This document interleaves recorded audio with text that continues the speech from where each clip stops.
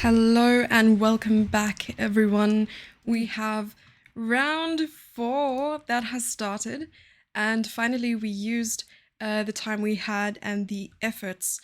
It took multiple people to figure out what was wrong with the transmission, and in the end, it worked. And we have 12 live boards for us to take a look at. I'm really, really happy that we have finally we have the chance to analyze some games. And yeah, it's very warm here, so I'm trying to stay hydrated. Thank you, John, for pinning the link to the chat. So if you look at the top of the chat, there's a link you can click on to check out the live boards. If none of the live boards that you want to see are on stream and you want to check it out yourself. But finally, we were able to work together and figure something out. And my watch is telling me to take a moment to breathe. It usually senses that my stress levels are very high, but that's just because of the heat and my body trying to deal with that and regulate it well enough. Soapy Devi, good to see you. Sente, good to see you as well. John, thanks for the help. I'm sorry about the streak, Mega. I hope I can make up for it by having some streams later on next week, rather at a reasonable time. US friendly and not at 4 o'clock in the morning. You managed to tune in right at the end of round 3 this morning. Oh, were you not able to claim the streak then? But it looks like you're on a 3-stream streak, so that's good. I don't know any of those players, but Jesse mentioned Watu Kabesi earlier, so you're following them. Yeah, so Watu is one of South Africa's oldest and best players, as we have mentioned in the past. I also interviewed him a little earlier on, and he mentioned some very, very interesting things in response to my questions. I asked him about his game versus Charles de Villiers, and I wanted to know how far back they go. And so he let me know a few things about that. And I don't want to spoil it. You'll be able to watch the interview tomorrow, or maybe it'll pop up in the article that I write after today's game. But looks like there's no ending early today, because we are going to be here until the last game in the DGT board, I suppose, portion section has been completed. And the nice thing is, if we do have any interviews lined up for today, I will at least have something to talk about rather than keeping questions general. I can also... Oh, I'm getting a call. I'm so sorry.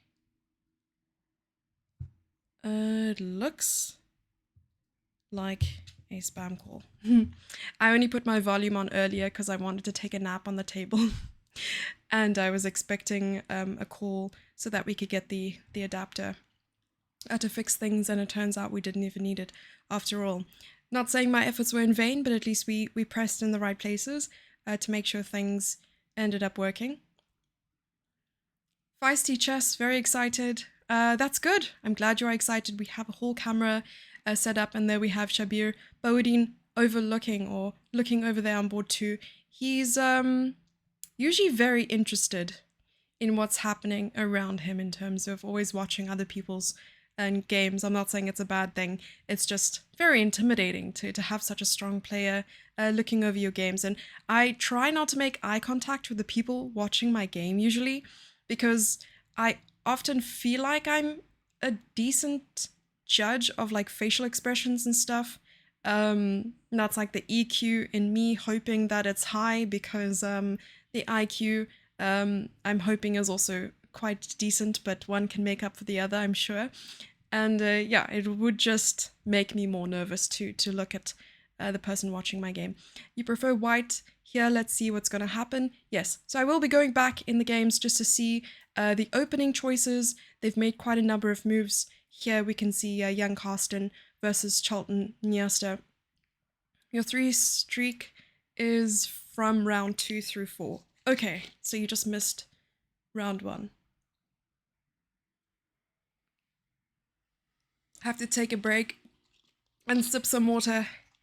Because imagine it's 30 degrees outside and in this closet it's like 50 degrees. So I'm trying my best. I'm getting calls, but I don't know who it's from. Give me 1 moment. Maybe it's an emergency?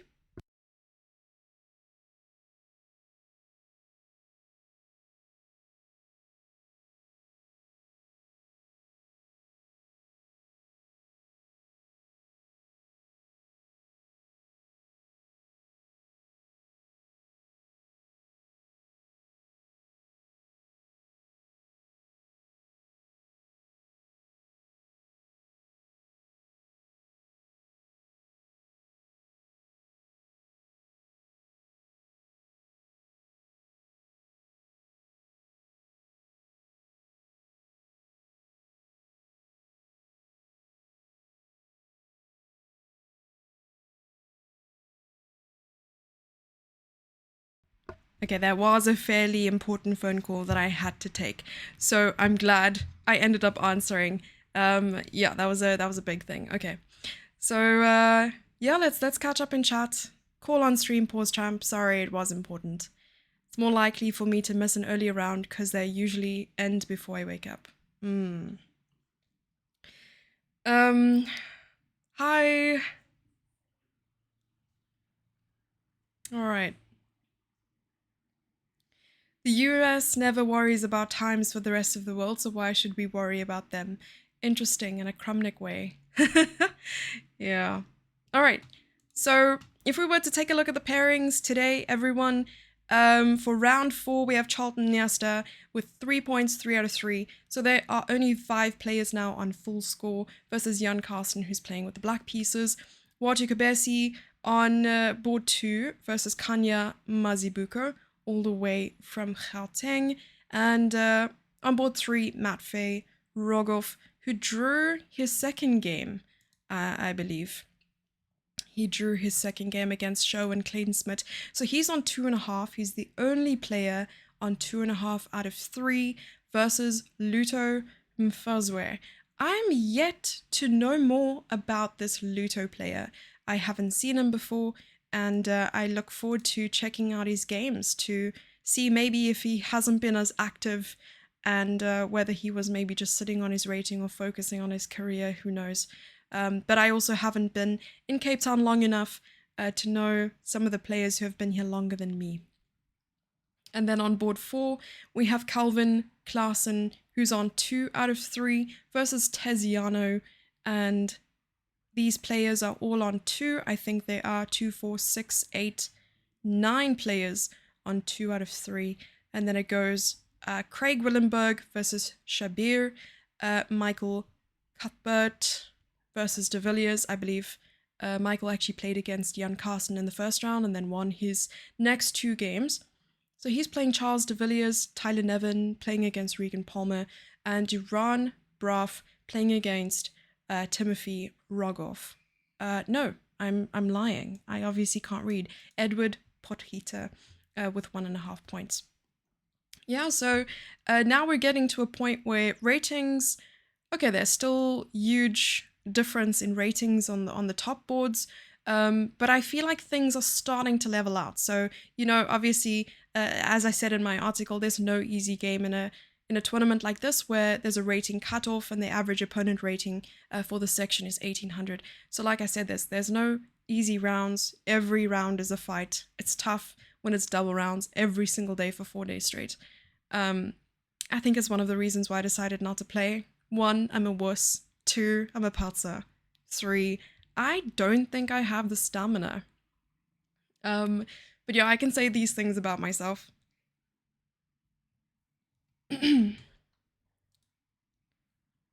Alrighty.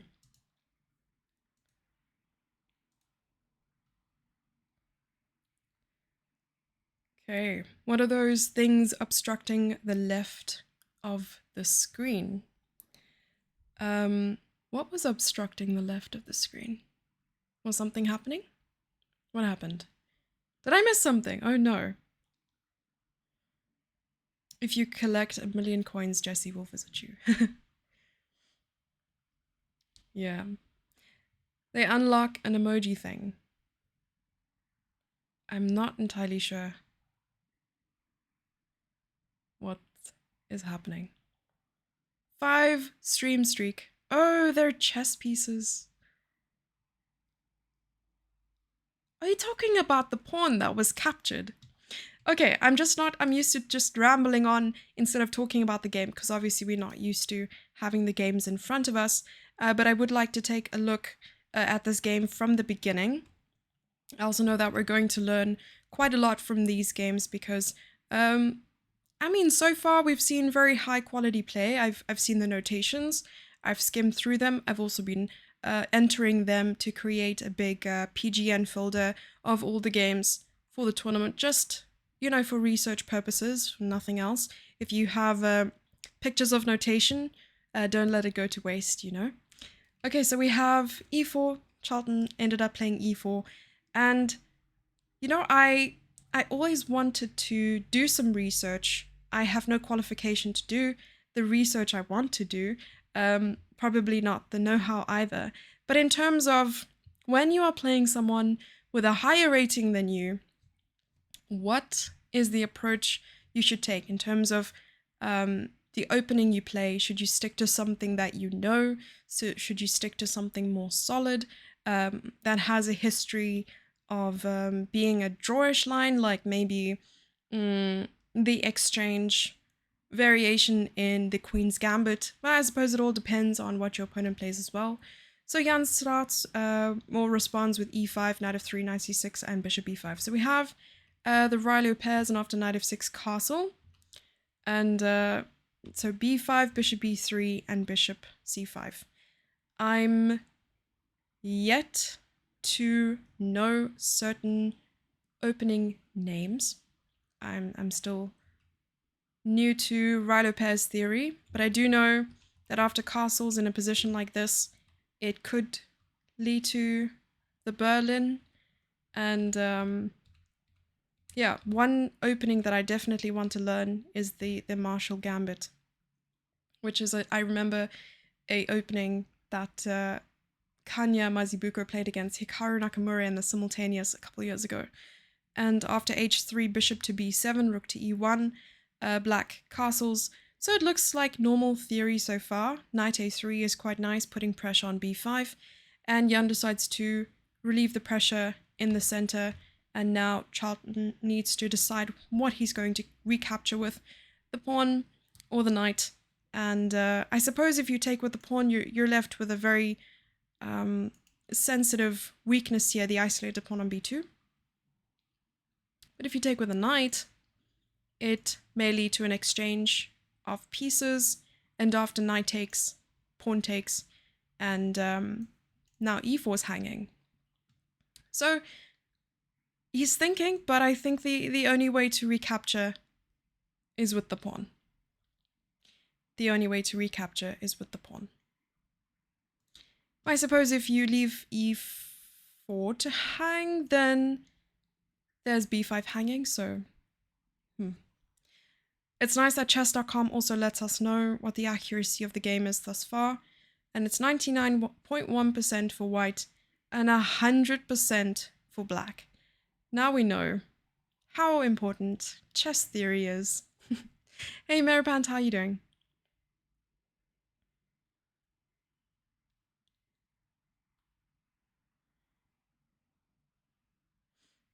I didn't delete it, but saying someone will win something easily is putting a lot of pressure and is weird for the other competitors. There are a lot of strong players in ZA. I don't know this tournament in particular. There is no tournament like that.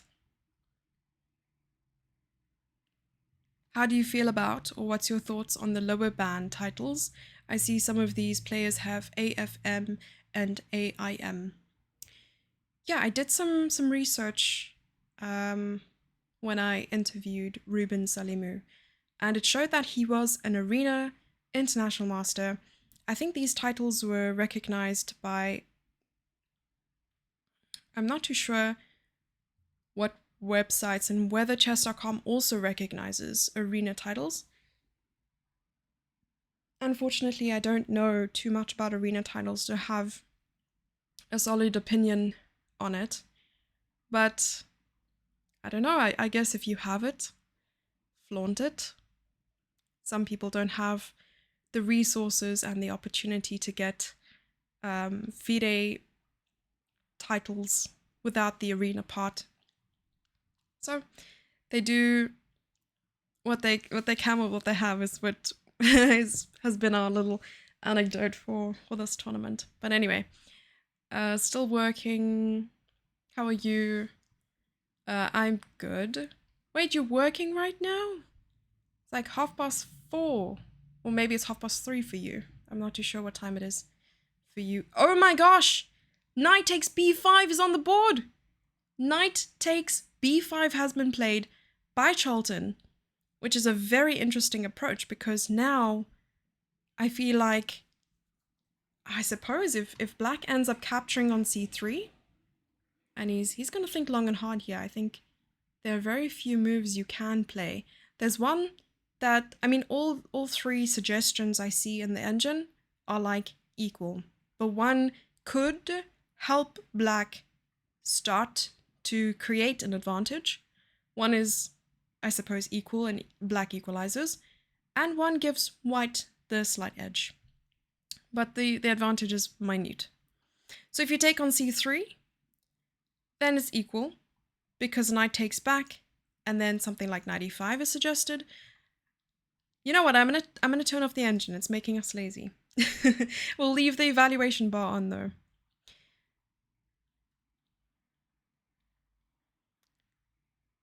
It's just FIDE Arena, I think, which is close to worthless in my opinion. Oh, okay.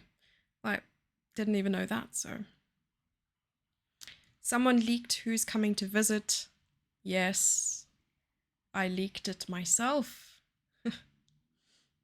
3:30. Courageous.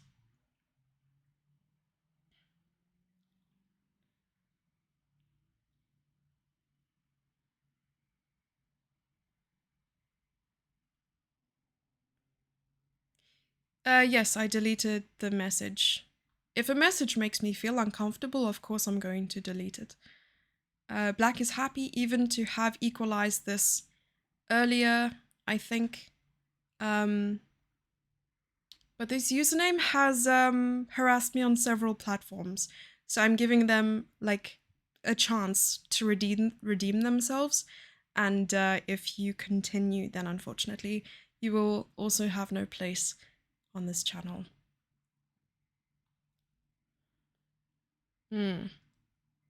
Case closed. Yeah, let's enjoy the chess. I'm curious to see what Jan will play here. You know, my dream for South African chess would be to have multiple of these webcams set up so that we can see what's happening on most of the boards. But right now we're just using what I have.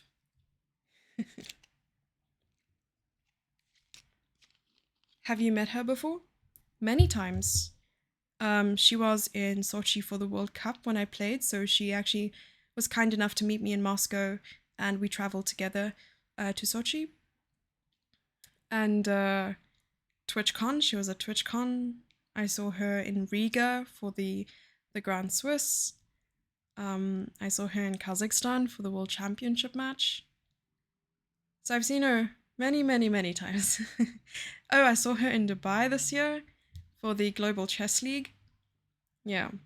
And every time I see her, I usually have like a little gift for her. So it'll be really nice to see her again. I bought her another gift, but this time it's more like South African.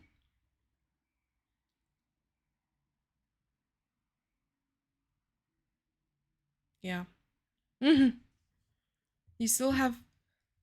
You have my gift? I have a gift? Hi, Nightwolf. How you doing? Spanish game, wild variation. Okay, so let's check out another game while we have, you know, this privilege. Oh my goodness. There were no moves played between Matvey Rogov and Luto Mfazwe. So he just did not pitch up for his game. And he had 2 points. On board 3, there was a default win, which could mess up the tiebreaks for him, and I hope it does not. But okay, let's check out board 2. And not to ruin the surprise, we'll go from the beginning. Watu is playing with the white pieces against Kanya Mazibuko. I'm not too sure if they've worked together before, but oh no, what happened? Okay, we'll still try to go from the beginning. Knight f3, knight c6. Okay, so we have an accelerated, or rather hyper accelerated. No, it's not a hyper accelerated dragon, just accelerated dragon.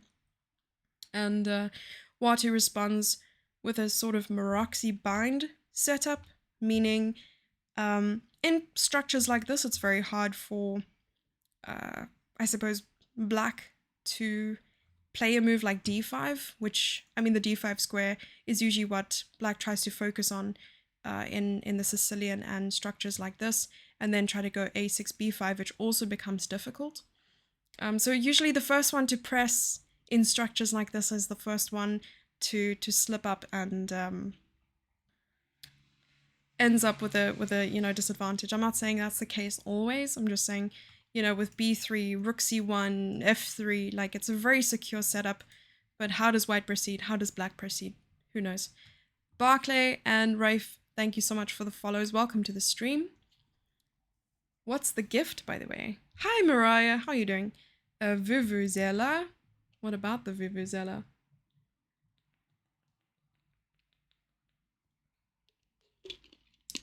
Defaults should be punished in some way. The South African chess system implemented some sort of punishment to players who just did not pitch instead of informing the arbiter.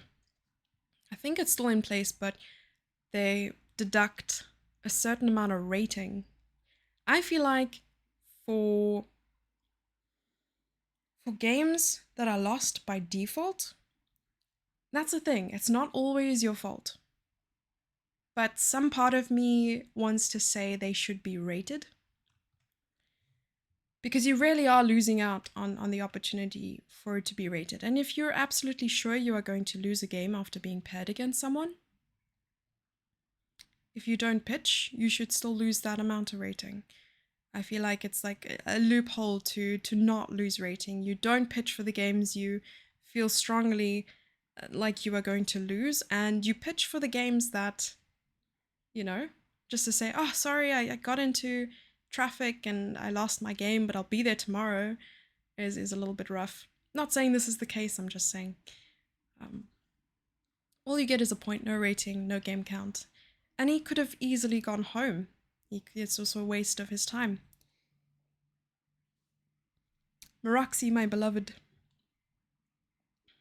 Knight g4. Knight g4.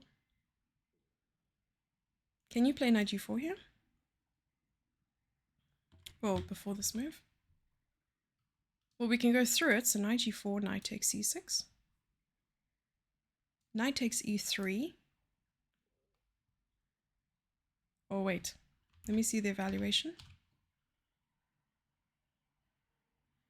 Knight g4. Oh, sorry. Knight g4. Shows an advantage for white. Maybe. I don't know what the move is. Maybe you're supposed to take this. And then after bishop takes. Oh, that's wrong.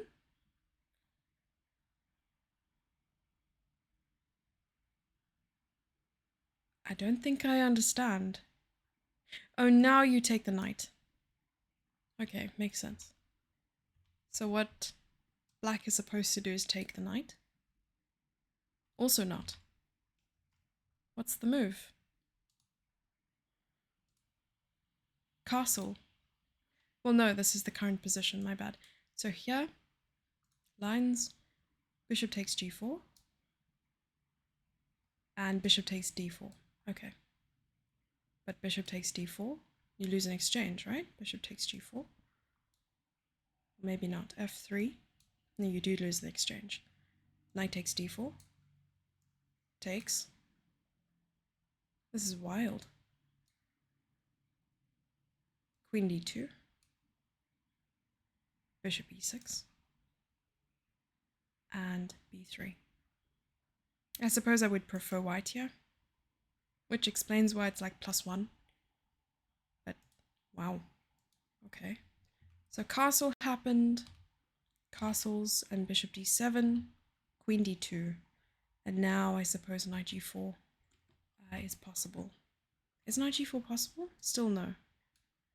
Okay, still no. Because bishop takes g4, bishop takes g4, and h3. Okay, maybe I don't understand the position well enough. Right now, both players' accuracies are 100%. But this is still theory. I'm sure it has been played lots and lots and lots. Let's quickly see. 77 games in the database. Sicilian Defense, Open, Accelerated Dragon, Maroxy Bind Formation. Okay, we were not far off with that one. So right now, white has a slight advantage, but I still feel like it's that home field advantage for white. So black hasn't entirely equalized yet, but is well on their way.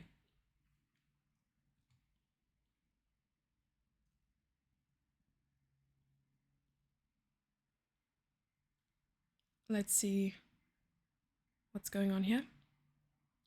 If you sign up for a tournament, you commit your rating. I agree. Unless you're terribly sick. But if you're sick, you're also going to need to inform the arbiter. Like imagine just not pitching up without any form of communication. There was even a player at the Kimberley tournament who was walking, I think they were just walking to the shop right before the game, or like 2 hours before the game. They got stopped, robbed, and they still pitched up to the game. Like if I got robbed, I would be both traumatized and very unhappy. I'd want to, deal with that, take the evening off and deal with it. But at least that way I get to tell someone and maybe even go to the venue. I mean, he ended up going to the venue anyway. But imagine, he won his game. But that's very, very unsettling.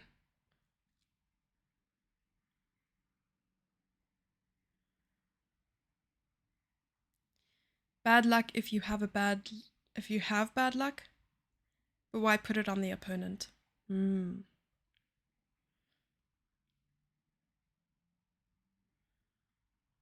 Things like that are often modded due to a similar looking word. Not too sure what got auto-modded.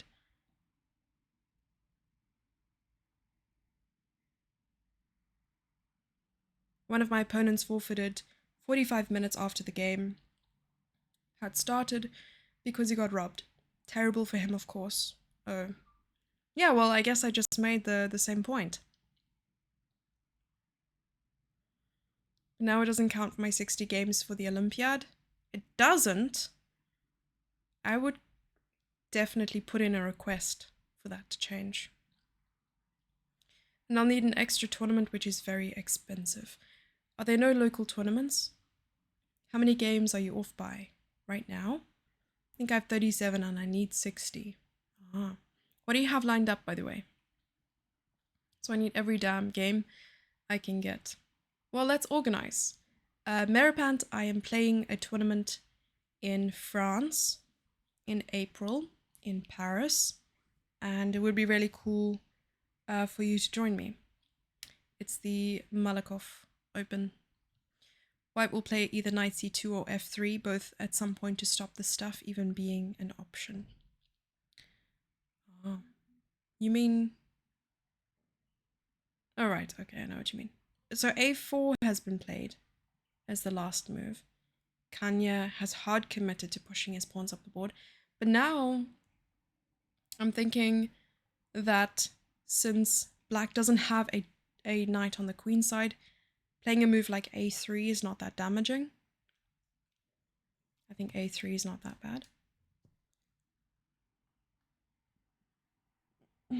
Excuse me, I'm really sorry. I don't know where all of this is coming from. We need a Mirapan Invitational. I'll be up for that. Oh, can I compete? That would be cool. Knight g4 should be fine after queen d2. Yes, still equal. Though I guess I'm very sentimental about my bishops versus knights. I often feel like, okay, sometimes I really like the knight, but most of the time I'm like, if I have a bishop, I'll feel like I have an advantage. Or versus a knight. You're free from March onwards. I like that you're hard committing to that.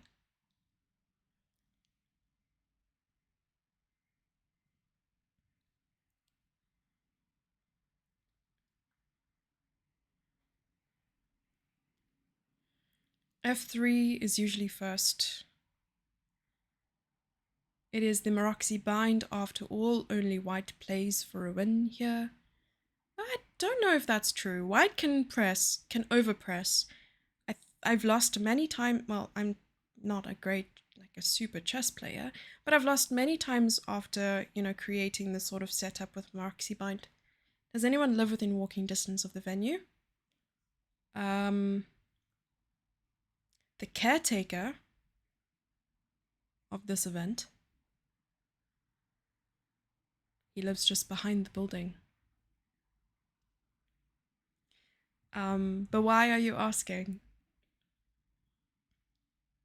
It'll be interesting when Jesse gets to my next message. My federation gives 0 help, so I won't even bother.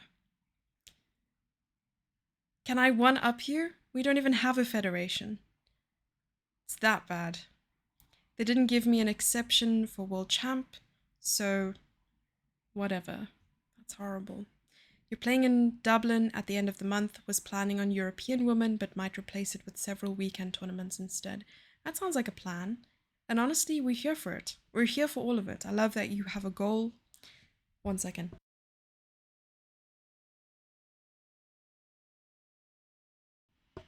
Sorry. It's good that you have sort of road to. It's very inspiring. Are you still using the overlays, by the way? I haven't been able to catch your streams. I heard playing against unrated players doesn't count as games. It should.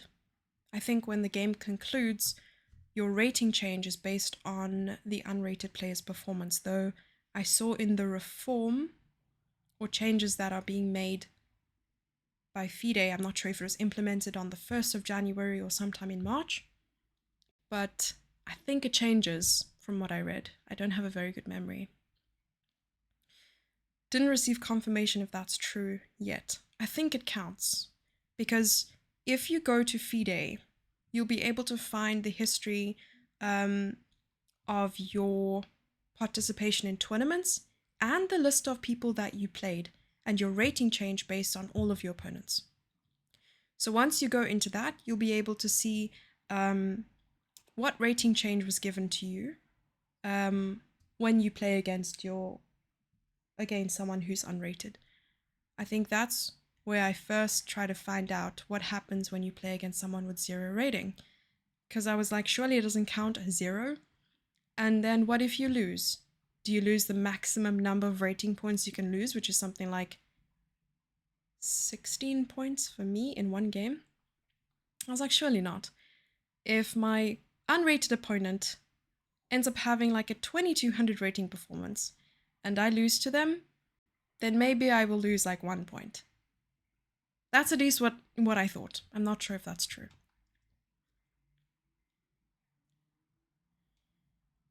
I would do a Queen's Gambit joke about janitors, but I forget the guy's name. Or would an ECF rating count? Need to go. Thank you for being here, Soapy Devi. There used to be a bunch of Get Me a Rating tournaments run by the SE, but not sure if they're still going. If you want rating, or you want a title, excuse me, or you want a norm, go to Hungary. Which is funny, is because that's what Meripant and I are working towards. You know what I was also looking at? I was wondering when the Olympiad was taking place, because either before the Olympiad or after the Olympiad, they usually have a tournament called First Saturday in Budapest, though I'm pretty sure they will be like fully booked. Everyone will want to play. But I was thinking that's also a nice way to like save on travel expenses because it's right there in Budapest. And they usually have, your GM norm section, IM norm section, then they go to like A, B. I've played in the A or B section once. What is usually a really good experience because it's like a round robin section. You play everyone within your rating range, and there's a good chance you gain rating. 90% sure you're right. They work out provisional rating for unrated players and then rate you against that. Okay, yeah, but 90% sure of something. Cutoff is end of May, by the way. End of May. So we're going to Paris. I might be able to get us free accommodation. Then you will just have to sort out your flights or train ride. Belgium is right next to France. My geography is lacking. They are taking rating lists of June. Okay. Well, that's decent then. Okay, back to the chess. I love this rook to e3 move. And usually when it comes to rook lifts, we say, do you even lift, bro? And Watu has decided, instead of to create a weakness on the light squares, he wanted to bring his knight to the center. Knight usually goes to d5 in Moroxi bind, but we all know that Watu knows exactly what he's doing. Okay, trades the dark squared bishop, and now the rook is coming. And it's quite obvious to see here what Watu wants to achieve, and that is to play rook to h3 and try to get something on the h-file. And I'm just assuming that after a move like h5, rook h3 anyway, or probably not. Probably some other preparatory move. Or maybe, yeah, we go here. There's also going to be knight f4 in White's future. But it looks like it's pretty even attacking chances, if well defended, of course, don't materialize, but we'll see what happens. So Jan's deep in thought. I do want to go back to that game to see what's happening. We'll also rewind just to the point where we last saw the position. So knight b5 was the last move we saw, and this was a little, probably took Jan by surprise. He took a sip of water, and this was a theory that was tested at the Global Chess League, is that when a chess player takes a sip of water, they're either about to be really deep in thought, they either know that they're winning, or they're just really thirsty. So it's definitely one of those three things. So knight b5, he takes a swig of water, and I got a nice photo of him and his father at the beginning of the round. The photographer who takes all the nice photos isn't here. I think he's too busy with his daytime job, so I had to take over that role as a rookie photographer in the hall, and hopefully whatever edits I can add to the photo will make it look somewhat decent for the article. And after knight to b5, knight takes c3, or pawn takes c3, knight takes c3, and so we did take on c3. This is something that we sort of spoke about, what would happen if, his opponent didn't capture or whatnot. So take on c3, knight takes c3, and here he has an isolated pawn on b2, but at least the knight is being defended. It's no longer on b5 behind this X-ray rook, and White also has an open file that I'm sure he's very happy about. Okay, so next move was h6, stopping bishop to g5, so just a prophylactic move by Jan, also creating a future lift for the king. Bishop takes, and rook to e8. Now the question is, what is Charlton going to do in order to improve the coordination of his pieces? Since the dark squared bishop is no longer on the board, we could maybe see moves like queen to d2, aiming towards the king side and then doubling up. And maybe we'll see the same idea. I'm sure players are watching each other's games here. Board 1 and 2 might have similar ideas. Charlton might look over at Watu's board and say, you know what? A rook lift is not a bad idea. There's no better time, place, or weather for a rook lift. So then he's going to play queen d2, try to remove the knight, maybe to h2, get the rook over here. And yeah, I mean, the same thing happened on board 2. The dark squared bishop got exchanged, though that was a fianchettoed bishop, and now an attack is amidst. So we will see what Charlton comes up with. I think it's a very critical position somewhat, because all the pieces are relatively well placed, but now it's about piece improvement. And what he decides to do next will also help us figure out what his plan is in terms of attacking. I suppose you're also running the risk of leaving your bishop undefended if you play queen d2. So there are a number of things that we have to take into consideration in a position like this. And why I call it a critical position. Honestly, critical positions could be any move. I feel like every move is a critical position. Things where you have to sit and reevaluate is when a pawn is being moved, a piece is being captured, and very committal moves have been played that you can't really bring a pawn. Well, not really. You cannot bring a pawn back once you've pushed it, and you cannot uncapture a piece once it's captured. But now Charlton has to come up with a way to improve his coordination. When your development is completed, you have to bring the least active piece into the attack, or just improve the placement of an already active piece. So let's wait and see. Perhaps he will try to even play queen e2, which is not bad. I'm also looking at moves where white can start to try and create a weakness. But we all know now that Jan Karsten is a pawn hunter. In most of his games this tournament, he's gained a pawn and never let go of that advantage, and took it right to the end game where he had converted it into a victory. So Charlton has to watch out. He's after your pawns, maybe queen c2, but knight b4 is a little annoying. We'll see. Do not laugh at your own jokes. Trevor Noah. Hey AIG. I always laugh at my own jokes. Because when I tell a joke, I run the risk, and it's a very high risk of no one laughing, because the jokes are so bad. I think Jan's taking a hike because he knows that Charlton's going to spend some time here. He's also up 12 minutes on the clock. Meripant lives within cycling distance of Paris. Okay. Meripant, are you going to cycle to Paris? So come meet me. Glad he made it legitimately rather than the decision whether or not to rate it mattering. Now we can all pretend it just never happened.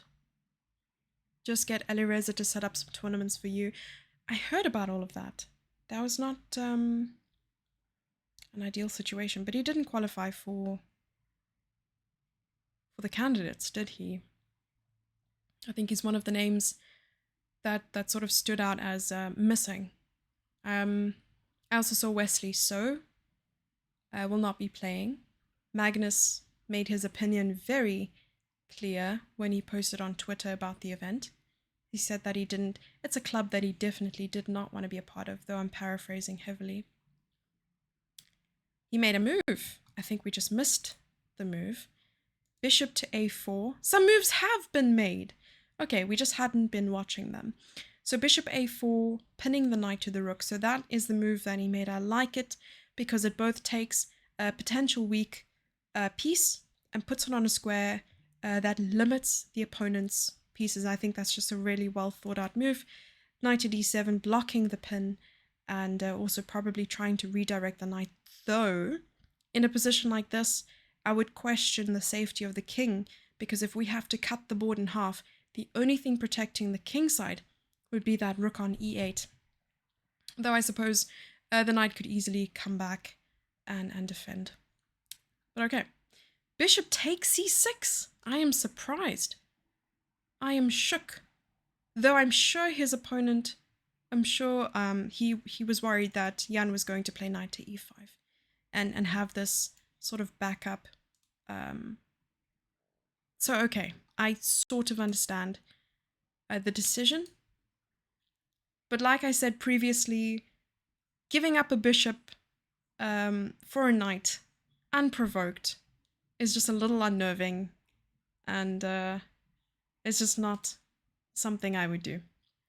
But yeah, maybe you just wanted to gain a tempo, get the knight to a square like f5, so maybe not that bad after all. I just didn't look further than bishop takes c6, and now the bishop has to retreat. Obviously a move like this wouldn't be ideal, or maybe, no, it would not, because f4. And I was thinking about this, but you're attacking the queen. So after the bishop retreats, I mean, there are multiple moves that white can make. Rook a7, knight f5, rook g3. I would honestly say, despite the evaluation saying it's equal, I like white's position more. Also has a bunch more space.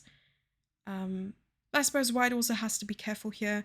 The most dangerous player is one that is on the back foot, and you should never become complacent with any sort of position that you are given. We haven't taken a look at the other games yet, but we will definitely get there in a moment. Queen d2 comes to mind, but why? I feel like now that the queen has a very clear path towards the king side, there would really be no reason, especially with its range. A piece that has a lot of range should not be top priority in terms of repositioning, improving its activity and range. A move like rook g3, for instance, is something I would say is better, because at the moment the rook can only go to 1, 2, 3, 4, 5 squares, as opposed to if it were on g3, it could go to 1, 2, 3, 4, 5, 6, 7 squares. And, okay, police cars are going past. Call the ambulance, but not for me. I suppose the one bad thing about rook g3 is that you're leaving this pawn hanging. So maybe instead of queen d2, I'm looking at the possibility of either knight f5 was played, or queen e2. That way you are allowing a momentary freedom for this rook to swing over. Black has multiple resources available to him, but I think he will start to feel the pressure here, because not only does he have to calculate white bringing in more pieces, but also potential sacrifices, because I think that given that there's about over 200 point difference between them, Charlton might not be completely sad about the prospect of a draw. And if he has that resource available to him, I mean, even just speaking for myself, I would grab it with both hands. So maybe we'll see a queen f6, though I switched off the lines, so I don't have the engine. I do feel like it does make me lazy. Bishop c6 feels like a mistake. Yes, but now we see why he played bishop takes c6. On one hand, the bishop on a8, if you were to compare it to the knight on f5, I feel like the bishop isn't really contributing much. White is really keeping a lot of the pieces at bay in terms of the bishop is no longer has access to the king side. So that is one less piece for white to worry about when conducting or setting up an attack on the king side. So I'm just a little bit concerned about the king side for Jan, though I'm pretty sure he'll figure something out and eventually put some pressure. For instance, here, if he were to just capture b2, I know he's a pawn hunter. Maybe Charlton knows that as well and says, you know what, you can have the pawn. I will get my compensation by pressing you in other ways, like playing rook g3. So maybe the immediate threat he has to deal with is rook to g3, despite this pawn hanging. And g7 is hanging. So it will be very interesting to see what happens. I think maybe even king h7, rook g8. Or it's too slow and too passive. We will have to wait and see. If you were black, would you take on b2? Hey Koshik, how you doing? You would take black in this position? I don't know if I like queen g4. Queen g4, queen f6, and maybe.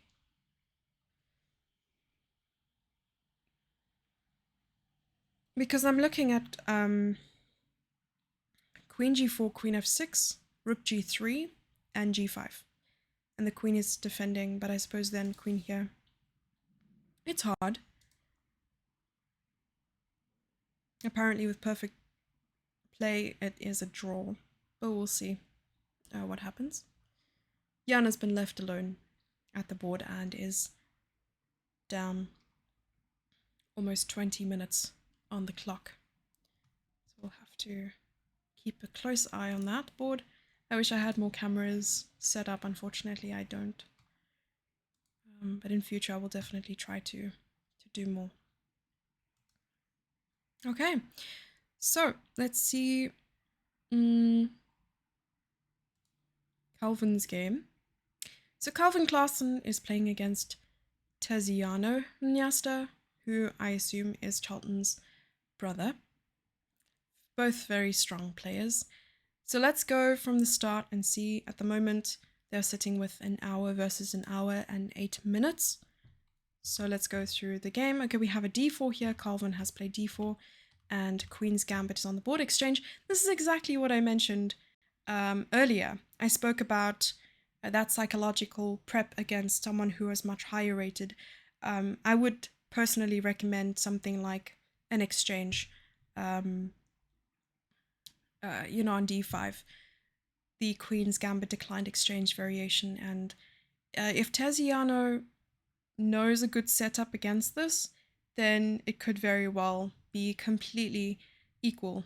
I had this game against Alina Lamy in my tournament in Botswana, and throughout the game there were chances for Alina to put pressure, and even in the end game I think we were just both low on time, and I slipped up, but we ended up drawing the game, and I feel that was usually contributed towards the fact that I had some sort of setup in mind when it came to this game. I think you end up playing something like bishop e7, knight d7, knight f8, and then eventually you go g6, knight e6, knight g7. Okay, it's very complex and complicated, but the whole point is that white tries to get the queen here, the bishop to d3, the bishop to g5.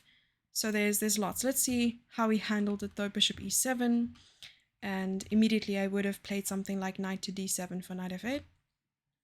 And the plan here for white is simple: play queen c2, play bishop to e3, and then even knight e2, f3, e4 is a basic idea here. So this I understand a little bit better than something like the Ruy Lopez. Okay, bishop. See, immediately, if I look at h6, I can tell that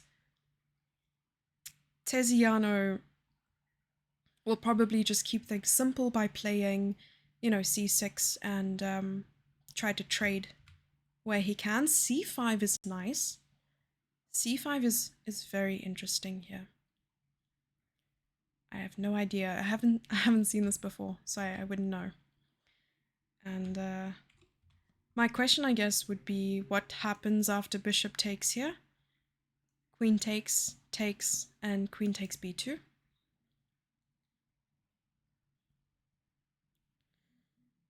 No idea. Okay, anyway, So knight f3 was played, knight c6, and Tiziano's left within what I recently learned, like a little nickname for it is an isolone, because it's isolated and it's lonely. But it's also called an IQP, an isolated queen's pawn. So queen's pawn for either side is an IQP, and one of the topics that I've learned sort of growing as a chess player, I think one of the basic concepts was dealing with an IQP. So of course, when you are playing against an IQP, you try to exchange pieces, because the fewer pieces on the board, the more weak that isolated pawn becomes, just because pieces are the only thing that are there to defend it. You also want to place a blockade in front of it, and that would be the knight. Here it's not really possible. And for black, who has the IQP, you want to push it, you want to get your pieces active, you want to gain space, and you eventually want to, get rid of this weakness, and that's exactly what he does here. So bishop takes f6 has been played. I feel like a lot of tactics are gonna happen here. Oh, already it's happening. What a beautiful move. Knight takes c5, exclamation mark. Whoa. We all see what's happening here. Take on d4. If the knight takes, queen takes. Okay, let's play it out. Queen takes. And then at the end of the day, it's bishop h7. And goodbye, queen, unfortunately. So yeah, that was quite a move. And so he took with the knight. And at the end of the day, after queen b6, of course, he cannot afford to take the pawn yet. He might actually just play... Oh, I thought maybe king h8 to try and still take this pawn. It forces the queen to move again, or the bishop to move, so that he can protect the pawn with the queen. Or at least bring out the bishop to stop this pawn from moving forward, and then pile the pressure. Because maybe it's not the end of the day. There's still a way for black to come back and try to put some pressure on the pawn and win it. Thank you, Chess Dexter, for the follow. Amin, IRL. Yes, it feels good to have everything up and running. I agree. It's been a long 3 rounds without any transmission, but we finally figured it out. Thanks to everyone who was involved in trying to solve it. Okay, so rook d8 was a mistake. Perhaps you guys can help me in figuring out why it was a mistake, though it looks like such a normal move.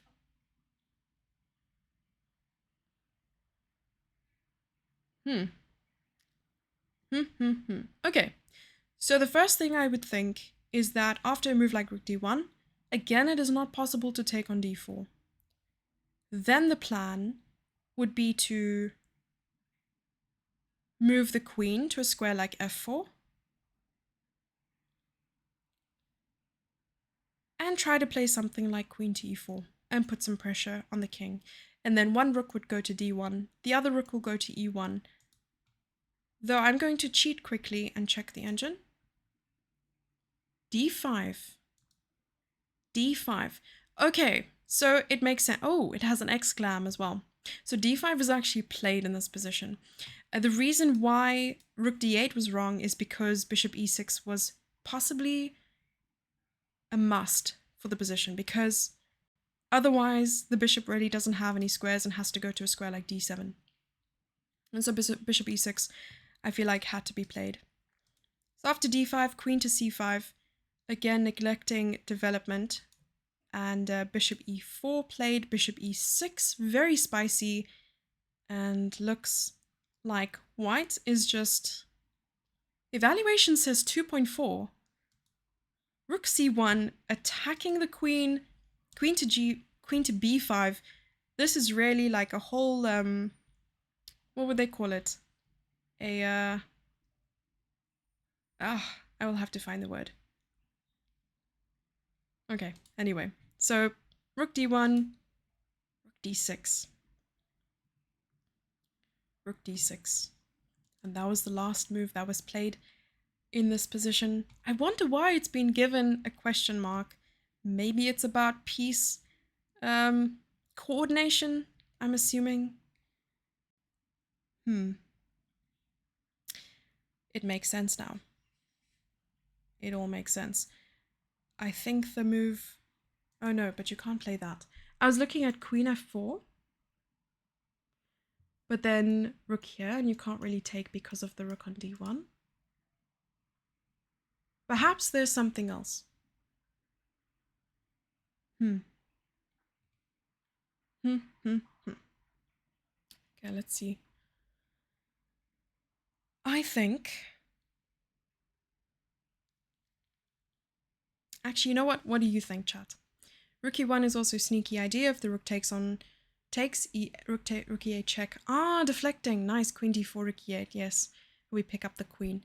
I mean, white is just a clear pawn ahead. It's a safe passed pawn, well advanced. Black's rook is a magnet for mistakes. Thank you, Amen IRL, for the follow. Queen f4 is tempting. It is tempting, but rook d8, and I don't really see a way. Maybe queen f4, rook d8, and...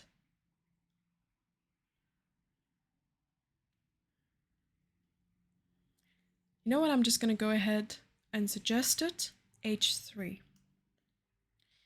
Then, when you can take the bishop, you allow them to take the rook. No, that's not going to work. I'm getting carried away. It's not going to work. Queen f4 and see if you can sack the rook. That's what I was trying to figure out. So queen f4, rook d8. Okay. So that's what I had so far.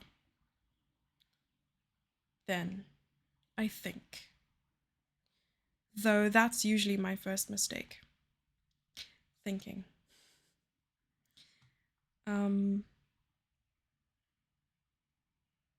Maybe rook d2.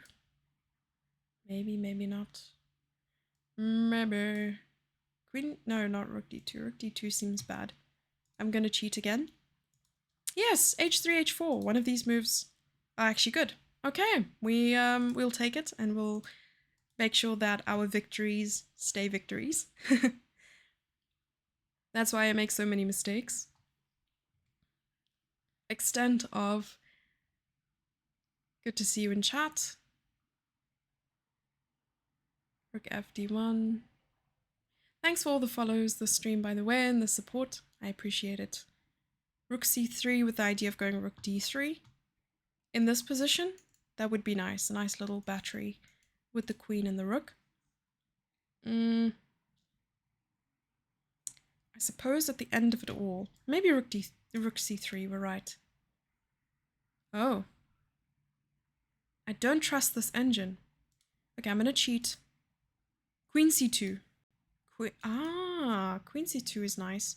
You're threatening to take the bishop. You're threatening maybe an intermediate check as well. I like that. Very nice. You know what I think? Queen c2 and bishop takes. And now I think rook takes. Rook takes. No, not getting carried away. We're not doing that. We don't do that here.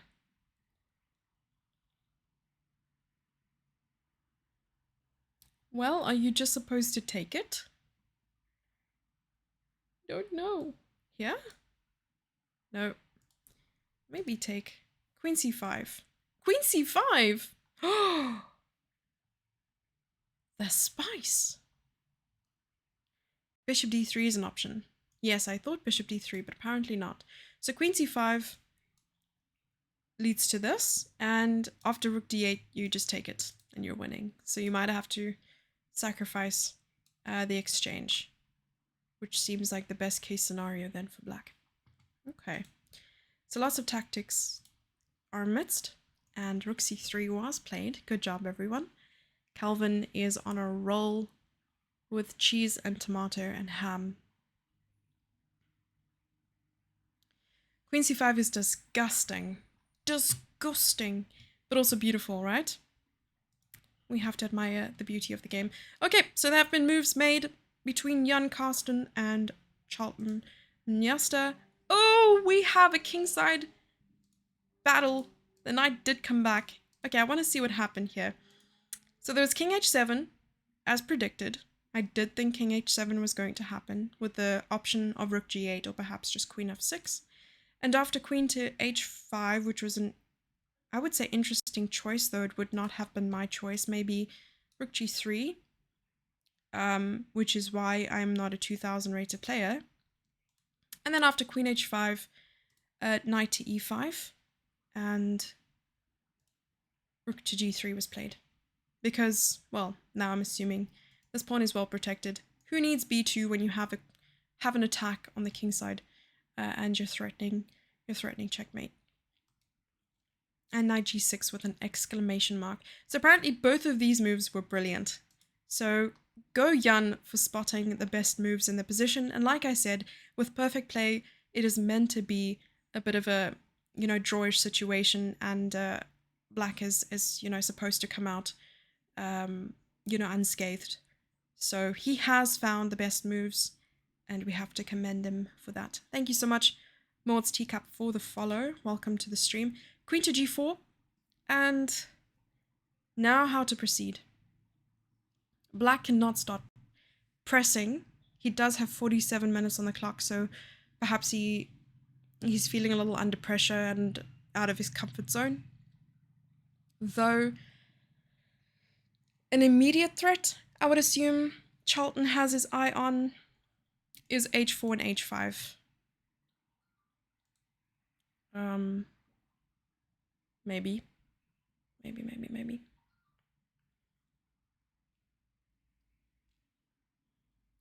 Hi, Muzi. You thought I was a 2000? Well, my FIDE rating is not 2000, but chess.com, sure. We don't really think about online ratings all that much. I am getting quite warm, so I'll probably take a breather shortly and then leave you guys with hall cams and chessboards, which is probably what you've been waiting for all along. Okay, so we'll take a quick squiz to see the other games all the way to board 12, and then we will... It looks like if there's another title as well. There's NI, which is National Instructor. Zolani Gregor Matebula, who is an 1800, who's a national instructor, has the verified title here on chess.com. Perhaps he gets membership with that. I like the fact that, on chess.com, if you have a title that is recognized by the platform, they give you diamond membership for life. Like, it's the best thing in the world. Very nice to sort of commend players for their efforts, and of course showing the respect towards those players. All right, so the next board we haven't taken a look at is Craig Willenberg versus Shabir Baudin. Very spicy, because I know both of them are quite tactical and do like throwing, kitchen sinks over the board, which can be a very dangerous sport, but we speak not of the danger, since chess boxing exists, and I don't see anything more dangerous than that. So another Rilo pairs, and once again, I feel like I'm right and deserve a pat on the back, because he's throwing fuel on the fire. He's making the flames bigger. Look at that. And now bishop e7, rook e1, b5, and that pawn will be captured at some point. Bishop d5 is quite nice, though I don't know if it's theory. Let's check. So yeah, there's no games with this position in the database. Sorry, database. Very, very interesting. Still nothing. Very unorthodox, I would have thought. It's not theory for sure. Knight to e5! I would have thought maybe knight to b4 or something along those lines. Yeah, I guess it's hard, because black can't easily castle once the knight moves. And also queen takes d4. So maybe I like white's position, though it's showing that it's a 0.4 in black's favor. Okay, knight e5. Maybe it's still theory, who knows? And after castles, bishop to f4, which makes sense because you sort of want to take and play a move like knight c6. Any opportunity to score an outpost. Bishop to b7, eliminating the knight, but c6 is now covered.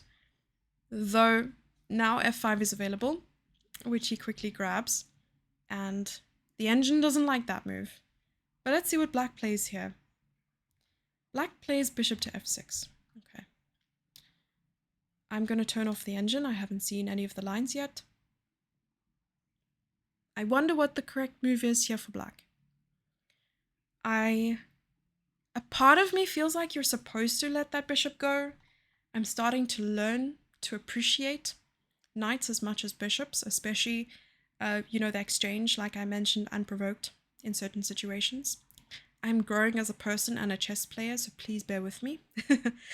So in a position like this, I would easily, actually not so easily, be able to tell you what's going on. Maybe bishop d6. And the point of that move is to lock down this pawn. That way, if the knight were to capture the bishop, you take back with the pawn. I would take back with the pawn because this backward pawn is weak. And you sort of don't really want your queen to be a blockade, because after bishop d6, knight takes. If the queen takes, there's knight c3, there's eventually knight to e4. So not easy. And if you take with the pawn, you might even have prospects of a solid f5 later on. So maybe bishop d6. Let's see what the engine thinks about this move. No? Okay, let's see what the engine suggests. Bishop c5. So it doesn't want to give up the bishop at all. Does want to give up the pawn though. Because white will be up a pawn. I wonder what's at the end of this rainbow. g6? Okay, I would not in a million years play a move like that. Low-key horsies over bishops. We don't share that sentiment. Nightmare is a double pun. Knight plus mare equals female horse. Nightmare. That's horrible. Take that back. Leave the chat.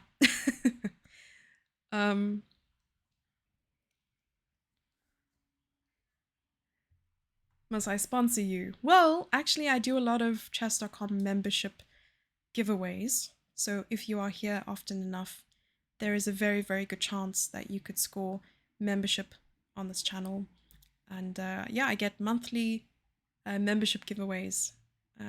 So yeah, that's what I do. So if you follow the channel, there's a good chance you could. Okay, so bishop f6 equalized for white. Both players are on roughly 50 minutes right now, and knight c3 by white was played. I guess I'll be here more often. Great. I wonder if queen g4 is a move here. Okay, g6 was played. But this time with the idea of playing bishop g7. So, you know, you have a cover for the hole, you have a patch for the tire, you have a cloth for the bucket. Like, you know, there's something there you can easily... Oh, too many orange question marks. Are you supposed to play this? Okay, probably this move with the idea of f5. So rook e8 maybe is not the droids we are looking for. Queen d3, bishop e7. Why? Again, I would have thought just bishop g7. Okay. I'm missing something, clearly. g4! Oh my gosh. Here we're seeing the attacking side of Craig. Serotonin lover. I also love serotonin. Serotonin is just like the best. Shabir is such a classy player. I'm assuming you're South African, so you know all the things. G4 is interesting because, okay, G6 I felt like in some ways could be weakening. Maybe Craig was afraid of f5. I think maybe that was his biggest concern. Though with the light squared bishop beaming down here, I feel like white's king is the king that might be compromised in a position like this. You're playing in the advanced section. One day I'll be with the big boys. You're playing? That's amazing. Do I know you? Have we met? Got a scare when I saw you go live thinking I missed a round. No, I think that the advanced section is obviously not playing tonight, but 2 rounds tomorrow, as far as I know. And don't worry, you haven't missed it. It's kind of empty without the advanced section going on. Alrighty, so bishop b4, not focusing on the king side whatsoever, though I'm assuming here with, you know, the bishop out of the way, the queen can easily go to h4, for instance. What a move! Sacrificing the exchange. So knight e4 is like proclaiming, and also with so much confidence, saying to his opponent, I am going to play g5, and I am going to play knight f6. If you take my rook, I'm fine with that.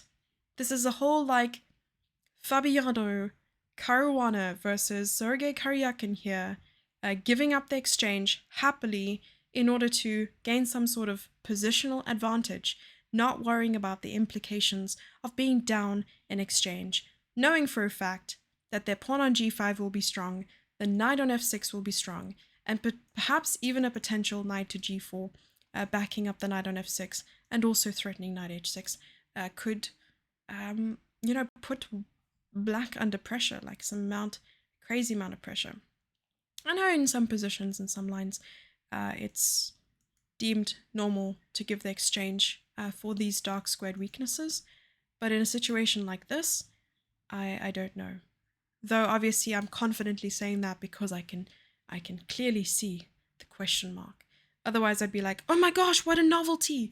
So yeah, it's solely based on the fact that I can see the evaluation. Bro said, do it, you won't. Oh. Yeah, bro said, oh no, my rook. And genuinely meant it. Don't think we've met per se, but I see you around all the time.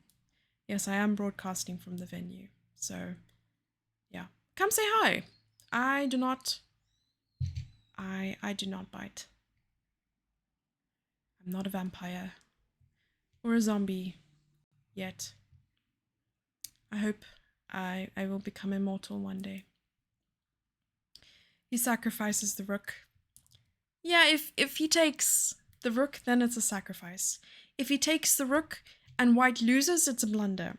So, you know, like in courts, they say, you know, innocent until proven guilty.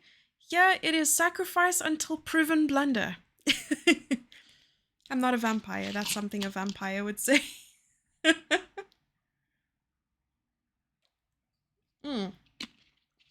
Why do we have Amen DV and Amen IRL? Are these like the same account? But like, I mean, 2 different accounts, the same person. Oh, Levy yells like that. Sorry, I'm not Levy. He has very big shoes that I only dream to fill one day. Returns to find talk about zombie Jesse. Yes, I was saying that I don't bite. There's someone in chat who's playing in the tournament who has not greeted me, and I told them that I do not bite.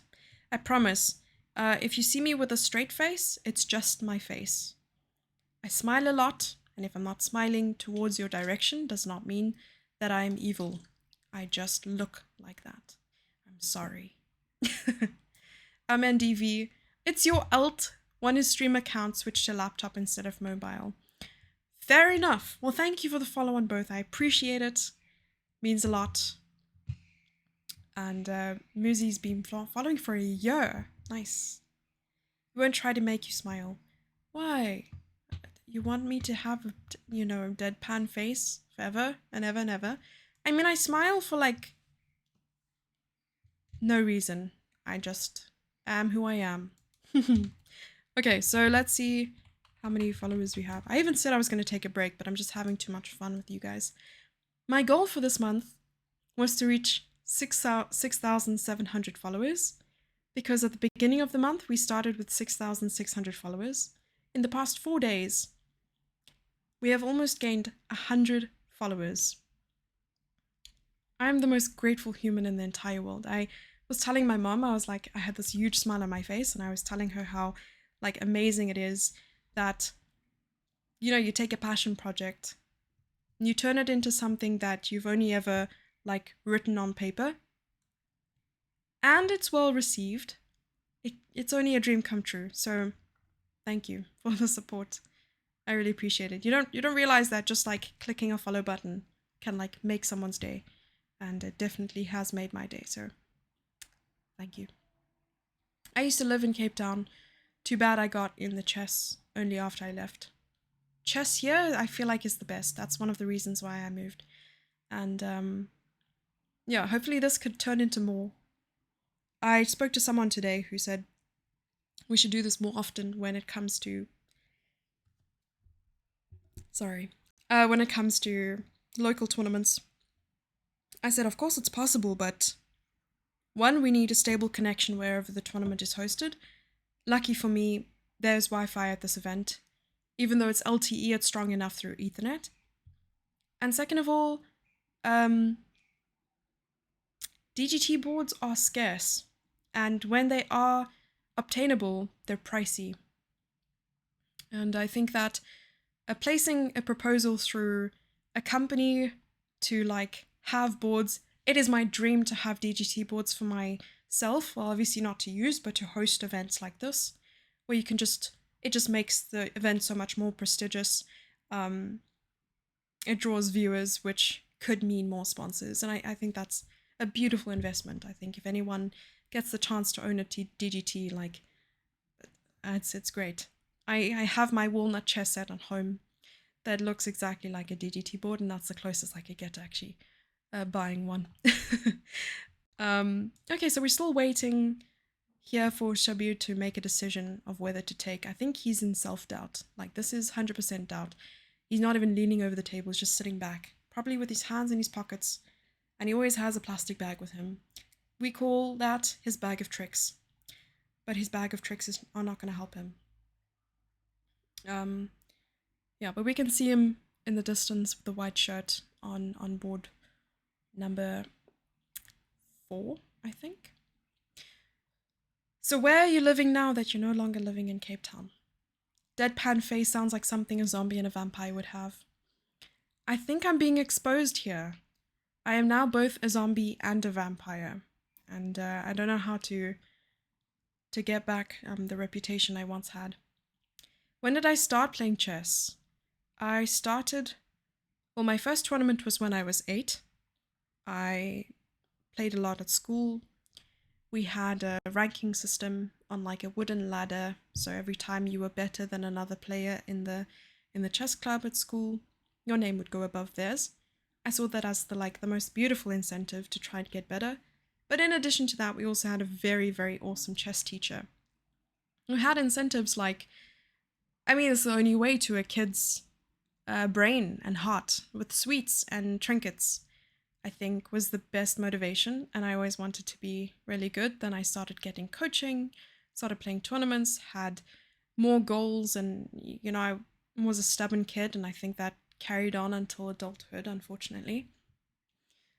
But now it's more like, if you can't do it, you're like a girl in a male-dominated sport, and I was usually the only girl on the team. I mean, I ended up, you know, being a very tomboyish kid. I had a lot of male cousins, and I was surrounded by a lot of male, you know, teammates. So I ended up wearing like army pants and John Cena t-shirt with dollar signs and caps and things like that. And of course, I just wanted to fit in. Yeah, but is it your mom that is with you at the venue? She seems like a sweetheart. Yes, that's my mom. My mom is here, and she's been very helpful. When we didn't have the transmissions, she would make sure that I had some sort of notation to follow during the games, and she's just in the next room.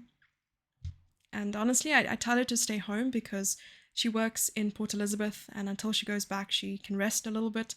Yet she wanted to be here and to help me. And though it makes me feel very guilty, I know that she does it out of love, and I appreciate it a lot. So it's always nice to have some sort of support. It's a difficult task running a production as a one-man show. Since I'm conducting interviews, I'm using my own equipment for the stream setup, and also trying to manage the whole camera where possible. So I've been doing it now long enough to say that it's less of a stressful task and more of trying to keep things going regardless of the setbacks. And those setbacks being the fact that we didn't have any games until this round. I think that's why I haven't taken a break and I've just been like talking a lot, because it's really exciting to see so many games live and to speak about players that we know. But yeah, back to the point of what you were saying. Yes, it's my mum, and my mum is also my best friend, and she's always there with me to help me. And I'm really excited to say that, you know, in April I'll be taking her with me to the tournament in France. It'll also be a little bit of a birthday celebration that got delayed from last year. It was a big birthday for her. And that's one of the reasons why I want to go. So it'll be fun. And yeah, a lot of cool things are going to happen, hopefully, this year. You got hit with a whole Red Bull ad. You know what? You know what I'm going to do? Is I'm going to follow through with what I wanted to do yesterday. And that was reach out to Red Bull. Because what I might be able to sort out for this event, maybe for the second half, is to get some product. So some Red Bulls for players for free. And it would be nice because then it'll also show up, you know, on the stream and that sort of thing. And through streaming, Red Bull has recognized that hugely and has given me a lot of free Red Bulls and like packages full of it. I think if you see my Instagram and you scroll down, you'll be able to see the gifts I've gotten from Red Bull. And they also gave me a whole fridge. They literally came to my house and installed a Red Bull fridge. And yeah, I'm very, very grateful for that. And I think they are avid supporters of sport, regardless of what kind of sport it is. And if we can get Red Bull involved in things like chess tournaments, I think that would be huge, huge for chess. And hopefully other sponsors will start to recognize chess as a very a growing niche sport. A lot of people don't know anything about the chess world. It's a very well kept secret. So I want to change that, and that's what we're doing here. Oh, thank you, Buba, BC. You're cooking while listening to me analyze. Oh, your husband's playing. I love that. Keen to see the response to knight e4. Oh my gosh, it's Lauren. I love that. First of all, what are you cooking? Second of all, how are the beautiful ones? And I want to know how the little baby's doing. I don't think I've seen them yet. A little Daniel. I don't think I've seen him. He took it! He took the rook! He decided to take the rook. I'll tell you how long he spent on that move. He spent 15 minutes and 36 seconds, and he took the rook. He's like, you're giving me the rook, I will take the rook. So rook takes, okay, we expected this move, but now it's crunch time. Will Shabir now use up his time to try and find a way? Oh, h6! And it goes back to equal. Okay. Whoa. I wonder if g5 is the move here. Question mark for h6. This is crazy. Also, I love the fact that Lauren's in chat. I love that you are here. It's really nice to see you. And we miss you. Come visit. It'll be nice to... it's really nice seeing Robin as well. Robin's playing. I took a... Well, I didn't take it. I used the photo in the article of Robin, but Tando took the photo, and I thought it was a beautiful photo. So then I put it in the article, and it looks really great. A nice little portrait. Tando's not here today, so I had to take some some photos myself. They're obviously not going to be as good, but it'll be good to see you. My segues are wonderful. Western Cape is really doing good when it comes to DGT. Love it from what I hear. Other provinces are not so lucky. It is a very expensive investment, but that's the nice thing about DGT. Just start with 1, because 1 is better than 0. And then grow with that, like build on that. Every year you set aside a certain amount with your budget, and you buy some DGT boards. The nice thing is you can also rent it out to others. Of course, you have to have sort of like a damages deposit or something like that, because I know that lots of things can happen to DGTs.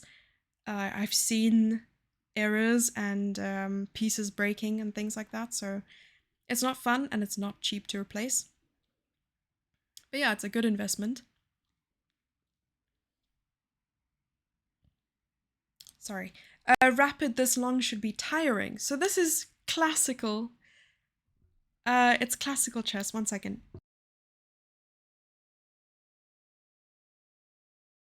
Sorry. Human noises. Okay. Give me 1 second.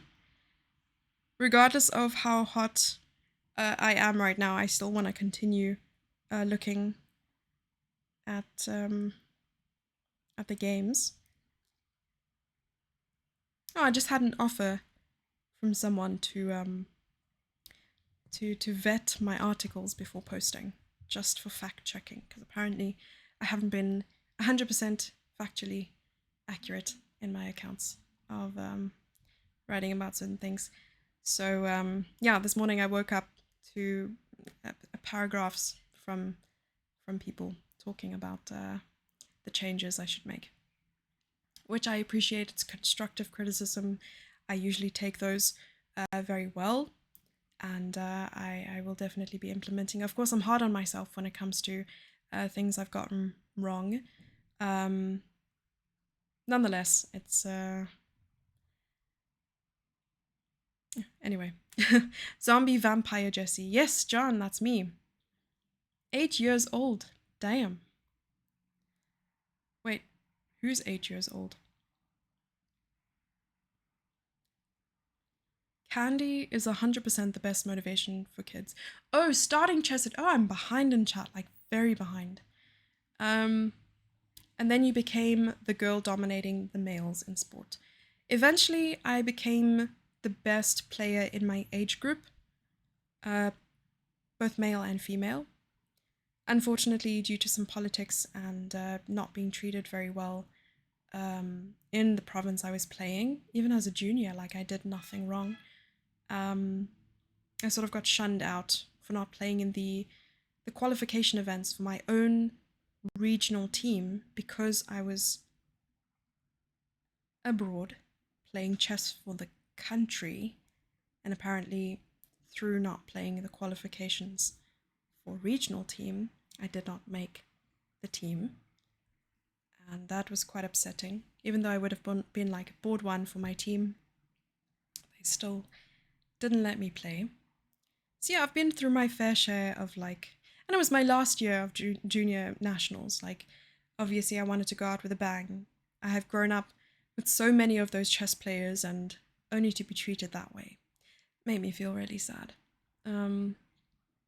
What happened at that point is a lot of people got word of it, and Western Province contacted me and said, do you want to be a part of our region, our province?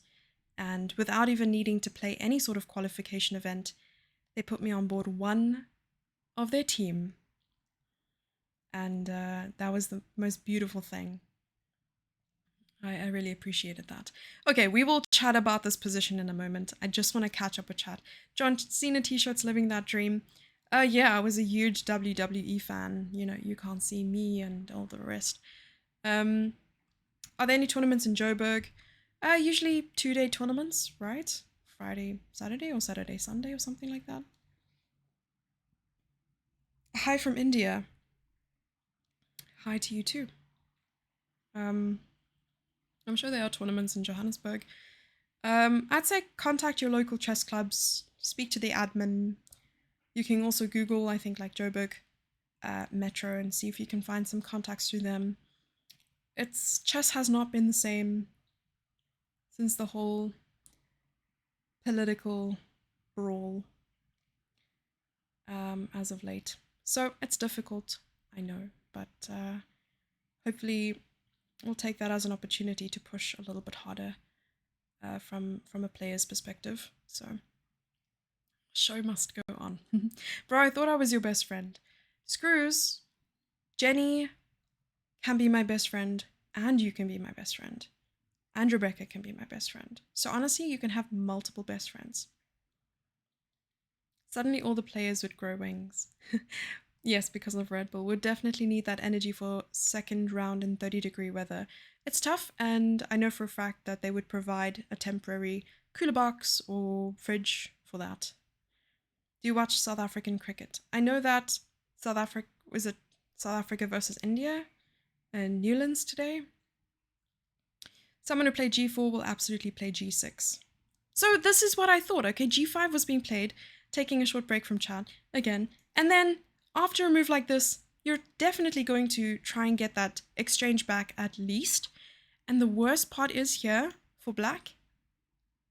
Oh, knight G4 deserves that question mark, exclamation mark. Queen H3 is coming. Knight F6 is coming. And Queen H7. These are the biggest threats right now. And in addition to that, the pawn on E5 is sensitive. So I think there is definitely compensation. We're not going to look at the material imbalance right now, because I believe Shabir is up technically 3 points in calculating. That is the exchange and a pawn.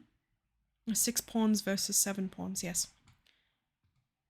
It's crazy, yes. Okay, Lauren is still here. Lauren, did you tell us what you are cooking? You know what?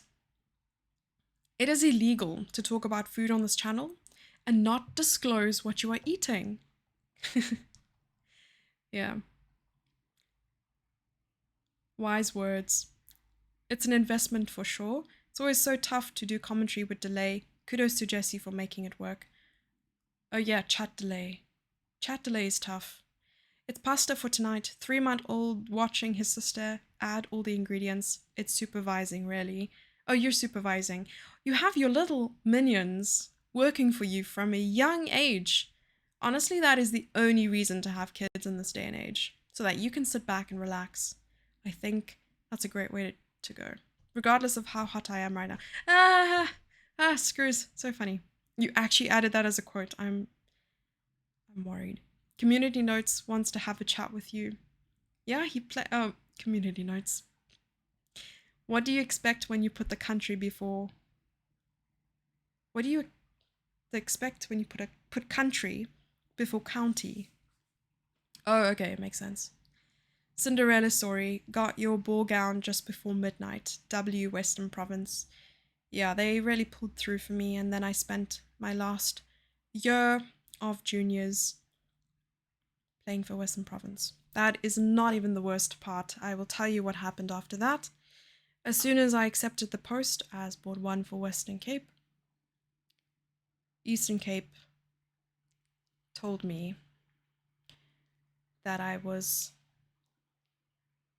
throwing them away, dishonoring them, not proud of my province. Things that will really break the heart of any 19-year-old. 19! Come on. Anyway.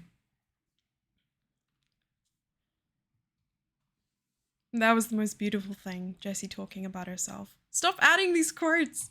Bureaucracy moves are so slowly around here. Admin is called add hour. Oh no. Min hour. Okay, I see what you mean. I would have gone with add age. Adage. Black will need to defend like an engine to survive. Apparently it's completely equal. But we had like a bunch of dubious moves, and then one really great move, and knight g4 took a mere 37 seconds to play. So we'll stay on this game for another couple minutes. and then we'll try to come back to it at some point. We obviously want to double check board 1 and see what's happening. White has his 3 pieces, as they say, to attack. Yes, but unfortunately, there's some sort of calculation here. So 3 pieces plus, or it's actually minus, any pieces that the opponent has that can defend the king in 2 moves.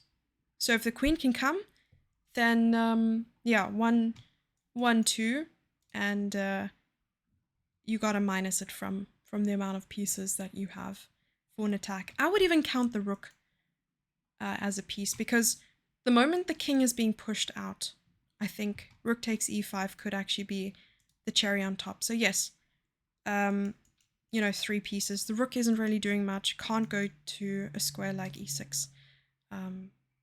So it's going to be tough for black. Shubs knows how to attack. Let's see if he knows how to defend. Let her cook. Having kids is relaxing. Well, I've been very much on the fence about the whole kid situation. I've got a dog and he is like a kid. So, you know, having a husky is no fun. No, it's fun. It's definitely fun. It's just no child's play. That's sad, throwing away everything you did for them for years, just like that. Yeah, the problem is there was new admin and new administrators involved, and those administrators were parents of the kids on the team. So they had something to say. And what they had to say was that if I wasn't at a qualification event, I shouldn't be able to play, because if I did play, their kid who played in the qualification event. Anyway.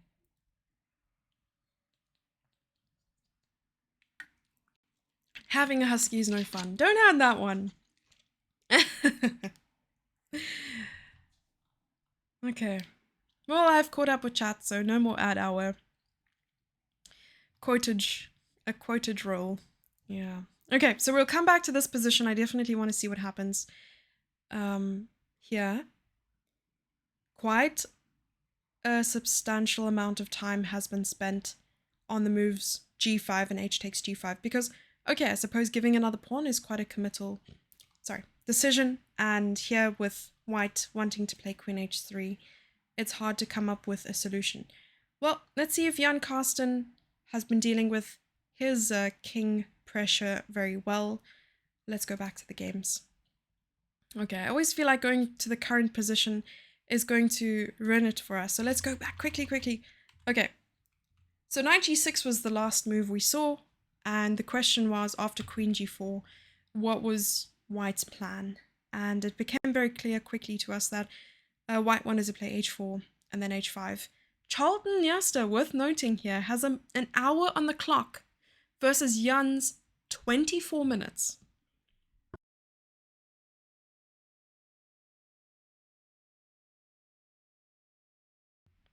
Jan is the chillest chess player ever. He never looked stressed. I was at the awards ceremony not too long ago, and I was talking to him about Jan's participation in some of the top events. And he played in the World Youth. He performed really well. He came 5th. I mean, in World Youth, that's a big deal. And he told me that he would be paired against much higher rated players, or like really strong players, and he would get excited. He wouldn't get nervous, he would get excited. So I can only assume someone who puts in that much effort into their chess, of course they're going to get excited to see if they can prove themselves over the board against someone with a higher rating. Because a higher rating does not necessarily mean that they're, they are better chess players. It just means that maybe the player with the lower rating hasn't had the opportunities that the other player has. So it's always nice to see that sort of balance, especially when South Africans play abroad, to compare the rating differences and strengths. Because I know for a fact people in a continent like Europe have a lot more playing opportunities, and it's always worth noting that if you had a rating of like 1800 in South Africa, It would be equivalent to, this is just my opinion, like a rating of 2000 in Europe, or even higher. I feel like you could add 300 points. Just with the frequency at which they host tournaments and how easy it is to go from one country to another via train. Like for the weekend, you can go to a different country. Like it's incredible.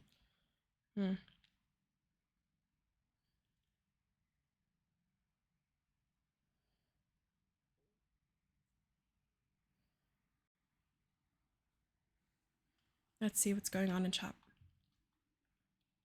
Getting paired with high rated players is technically a cheat code in chess. You have very little to lose and so much to gain. Of course, losing. Oh, we saw some hands being thrown. Something happened. Okay, we'll look at the game now. Of course, losing more often than not hurts, but technically the wins more than make up for the losses. That's true. That's true. That's why I like round robins where I'm the, the underdog. There's every opportunity to gain the experience and the rating. Okay. Now we need to catch up. European players are 300 points overrated. Amin DV, thank you so much for the sub. Wow, that really does mean a lot to me. Thank you, I appreciate it. Magnus Carlsen is 2500 at best. No, I think that we are just underrated, not that others are overrated. Okay, so Rook G8 was played by Jan, so he found this resource knowing that H4, H5 was coming, pushing the knight off. And after bishop to C6, probably also trying to get the bishop around. Hi, Jenny.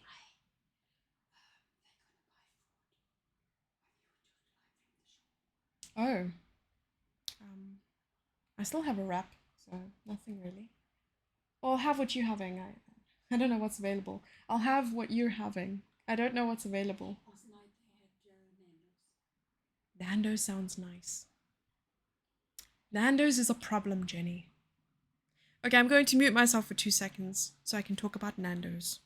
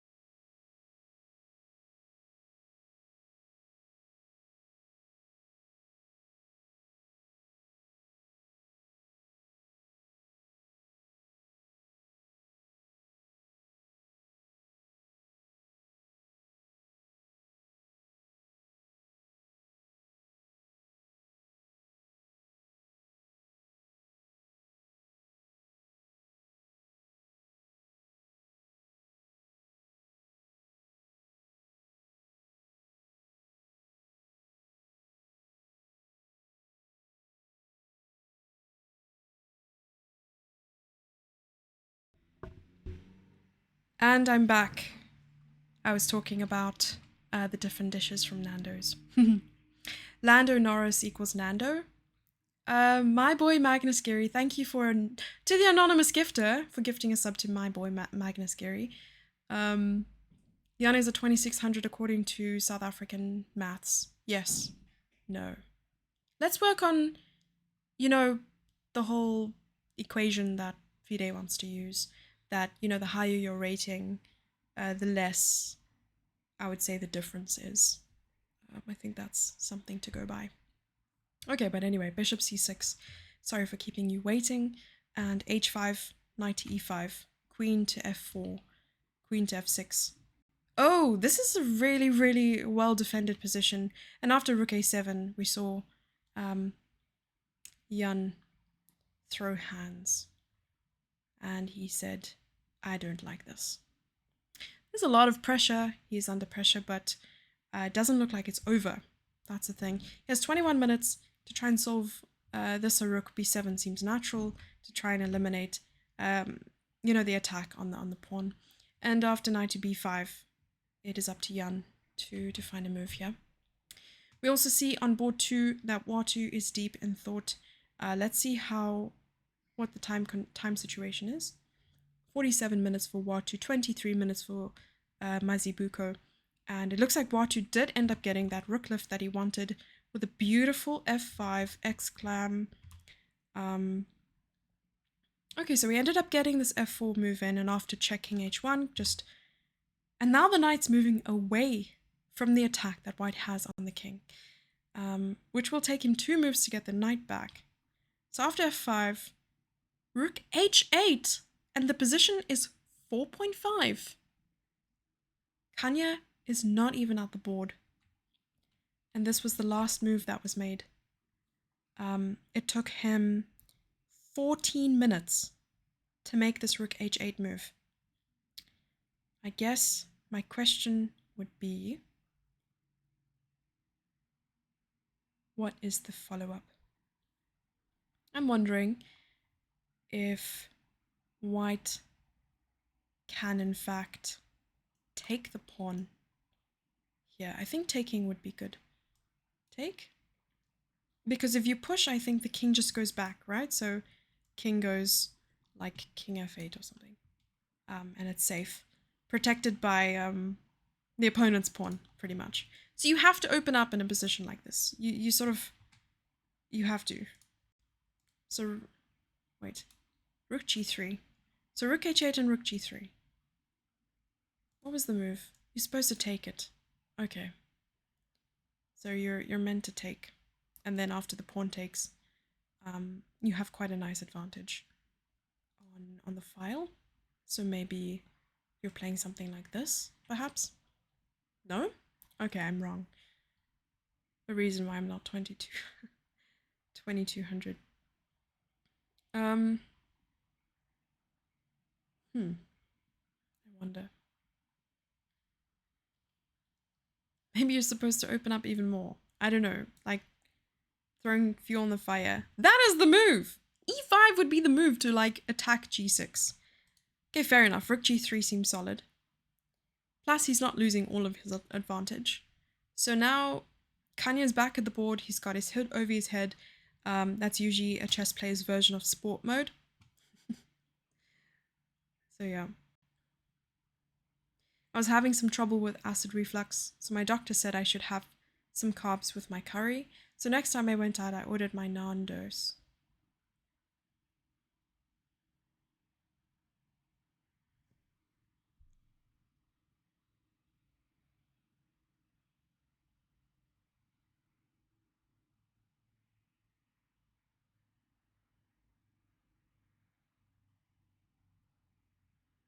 Yeah, depends on the caliber of chicken. I am so disappointed in Screws. Pre-COVID, Nando's bought the office above where I work, and while they were doing building works, we got free lunches as compensation for the noise. Yum! I'm sure you enjoyed that, but probably got sick of it fast. Jan played internationally though, so South African math doesn't apply 100% to him. Yes, I suppose so. Then he would be a more true 2300 than anyone else, I guess. So for instance, Charlton Nyasta, who's actually doing fairly well against him with a 2000 rating, would deserve the boost of rating a lot more, I suppose. There's a lot of factors to take into consideration: how often they play abroad, how often they play locally, what they do with their time. I know that Jan has a lot more time on his hands, just based on the fact that he's still in school, and with a good balance, I feel like he has a lot more time for his chess. How big a number is 55 in South African maths? What? Watu didn't take? Oh, yeah, well, it's a hard position to decipher because, on the one hand, if you take and it's the wrong decision, you've made the commitment to capture and it changes the position drastically. The safe way to go forward if you're unsure is to keep the pressure and, if anything, pile the pressure. So, if you don't know whether to take, and often an exchange can be rather premature, you rather want to build on the pressure rather than just release it and suddenly your opponent's okay. And I think even pushing the pawn is releasing the tension, and perhaps he's not sure yet which move would be better. But also using psychology, he could be saying, I'm a lot more experienced than my opponent. If I wait a second, don't make any, drastic decisions or committal moves, my opponent has to calculate even more. And he's up on time. And when you're up on time by like 30, 40 minutes, okay, here maybe 20 minutes. If you're up on time by 20 minutes or 25 minutes, you want to keep as many pieces on the board as possible because they have to calculate all the things that can still happen with the pieces on the board. So that is at least my defense for a position like this. Gamer Blue Jay, thank you so much for the follow. What you doing, Watu? Screws is available for weddings, funerals, and other social gatherings. Clap, clap. That joke killed my career in comedy. Time for a funeral.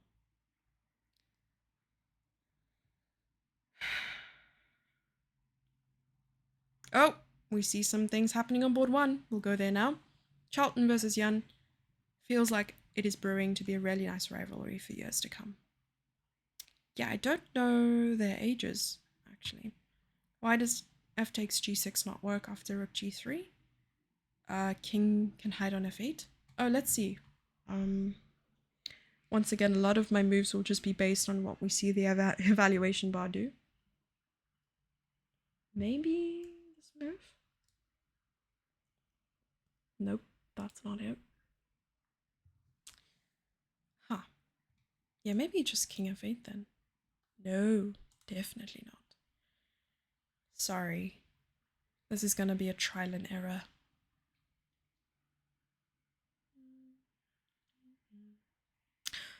Ooh, maybe e5 blocks the bishop.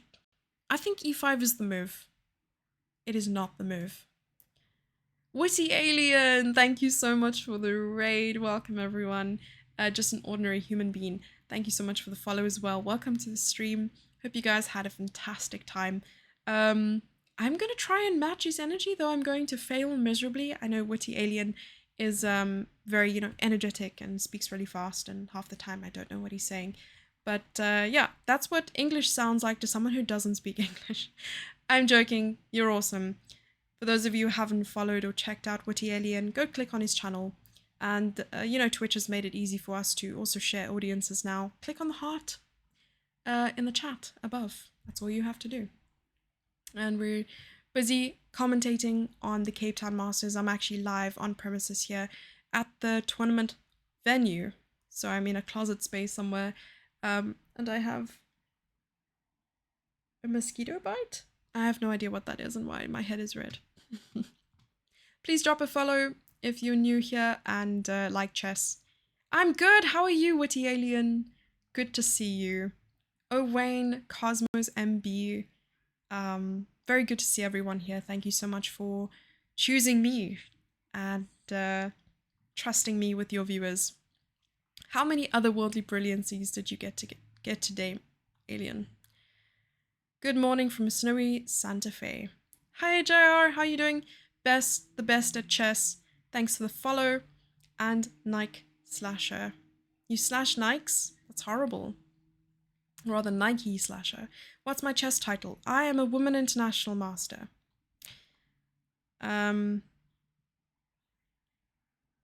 Mosquito bite on your forehead. I don't know what it is. It's just red. It's red for no reason. Tell us your chess title.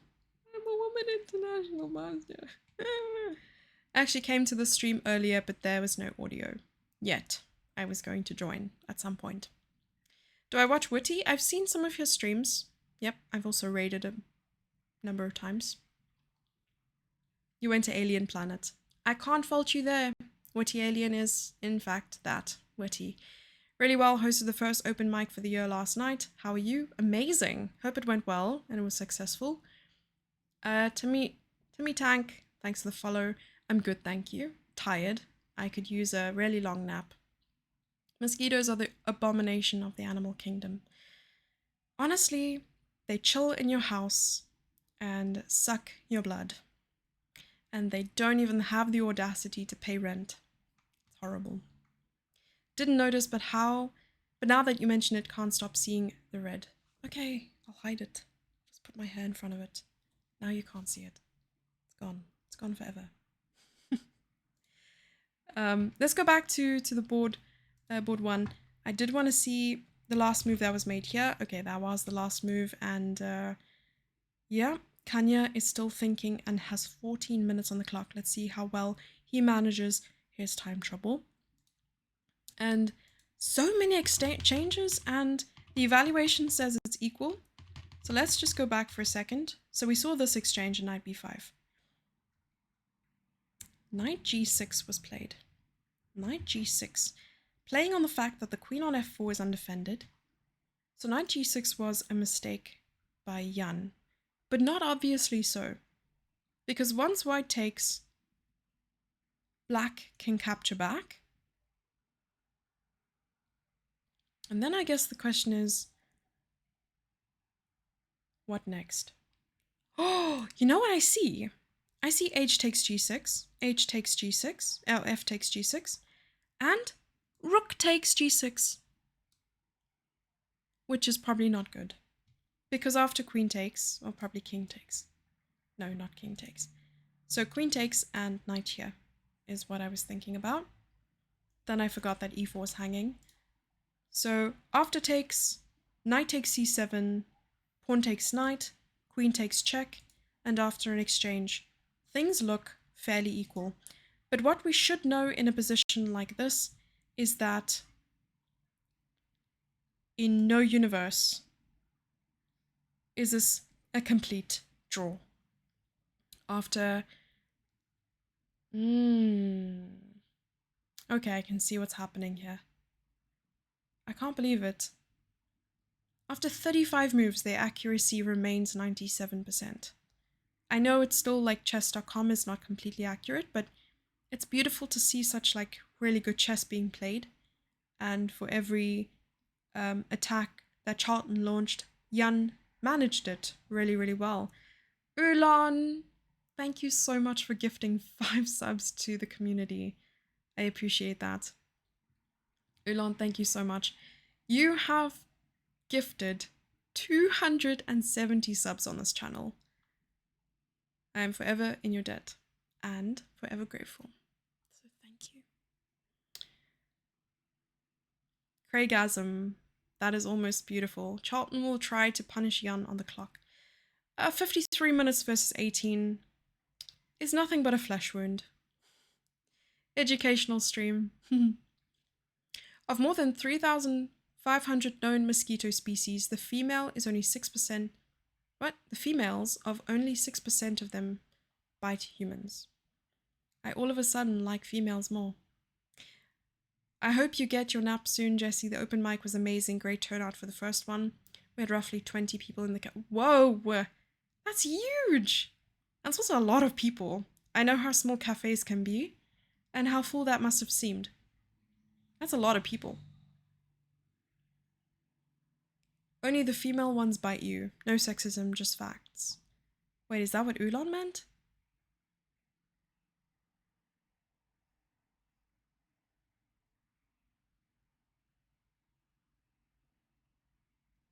Oh, I see what you mean. Okay. B, thank you so much for the follow. Welcome to the stream. It was phenomenal. I'm really happy for you.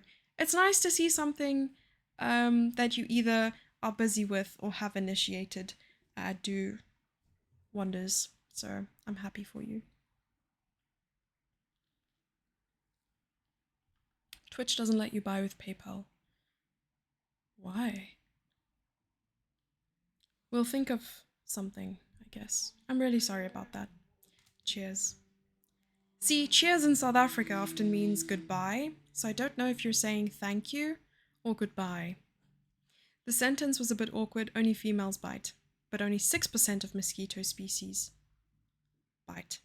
Yeah, okay, that makes more sense. Never mind, I like females less now. I think that Jan is going to equalize this ASAP. Rook f7 was apparently not... where was the error? Okay, rook f8 maybe. No? Something happened. But okay, we are at this current position. And Charlton needs to find a move. But he knows that he has enough time on the clock. I don't know how old Charlton is. Charlton is not a very young name. Though even a Bob must have been a baby at some point. Okay, there are some games we haven't taken a look at. There was Sherwin Klainsmith versus Timothy Rogov. Both of the players are notoriously fast players. They do not like to take their time, and the game ended quite quickly, it seems. And there was a draw between Elbrecht Van Zyl and Geriant Segelar. The other boards, board 12, is still ongoing, with both players under, or close to, I suppose, the 30-minute mark. Sujay Ajora, Sujay versus Ethan Samuels, both really strong players as well. Ethan's putting quite a bit of pressure on the position, with White's king looking... No, position is balanced, I'd say. It's okay. I'm thinking even something like c3, b4 might not be bad, though this is just upon first glance. Bishop moves. Well, probably not there. Maybe something like this. And you want to close it up, because you have a knight versus bishop. You want to have a very closed position. So maybe push. It's not bad. Okay. Anyway, so far, no mistakes there. And Calvin Klaassen versus Tiziano. Oh yes, we saw that this was a Queen's Gambit declined exchange variation. And apparently it was a positional line. Okay, so g3 was the last move made by Calvin. With Tiziano putting a lot of pressure on the d-file. I guess the question is what would happen after an exchange of pieces, though it looks rather equal with no imbalances in terms of pawn structure, completely the same. And if they exchange pieces, then yeah, it might just lead to an endgame where players might have to grind it out. And yeah, let's go take a look at what happened to this exchange sacrifice. Oh my gosh! Huge imbalance. Apparently, points are equal, but of course we can't weigh it against that. In terms of material, White has a queen for a rook and a bishop, but I want to know how they got to that. Okay, some red question marks. So this was the last position we saw after king g7, knight f6 was played, and this was interesting. I thought just rook h8, and it's equal. But maybe Shabir is seeing ghosts. Excuse me. So rook h8. Queen c3. Okay, so maybe putting pressure. What about this move? Still equal. Okay. So instead he decided to take with the queen, which is... wow. Knight takes, king takes, check. King back. Still difficult. Like it's not easy. Threatening the pawn on e5, threatening the pawn on c7. I wish I could see their body language right now to understand how players are feeling in terms of confidence levels. Yeah. I keep forgetting I have this in full screen. I don't have to squint. Shabir is now leaning over the table with Craig standing to the right. Okay, maybe I can see a little bit more because I cropped it. Oh, Craig, you can see Craig. He's standing quite confidently with his arms crossed looking at Watu's game. Kanya still in sport mode. So we'll probably try to check in on that again. Clarity is so overrated. I feel like most things in life are overrated. But we shall not focus too much on that. Okay, so back to board 1, and we can see some exchanges were made. And I see that Charlton is up a pawn, but I think players will quickly equalize. All Jan has to do is capture the pawn. Charlton will capture on d6. And 3 pawns like this versus 2 pawns complete equal. It will be a big result for Charlton to draw this game.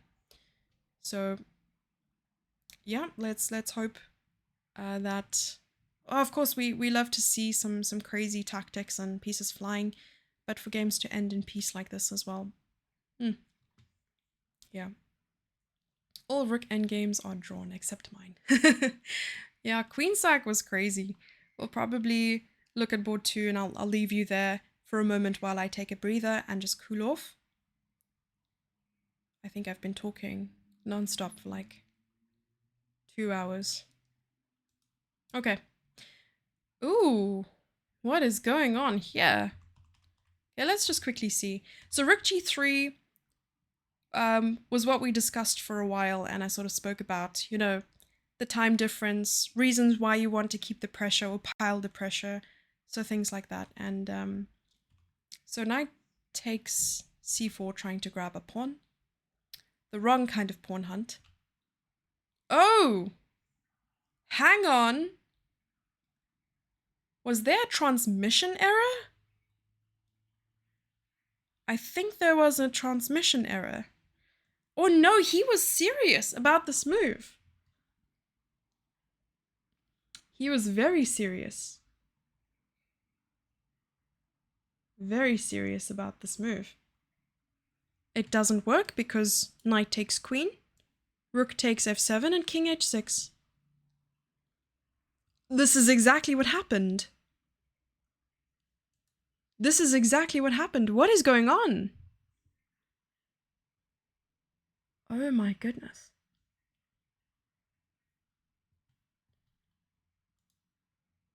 Oh my goodness. I think he missed king h6. He expected king g8 with rook takes g6. Checkmate.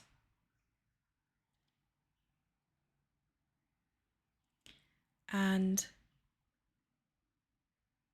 it is unclear what is going to happen. I think he missed king h6, yeah. And e5 was probably his last attempt here because, I mean, after rook g8, or either rook g8, right?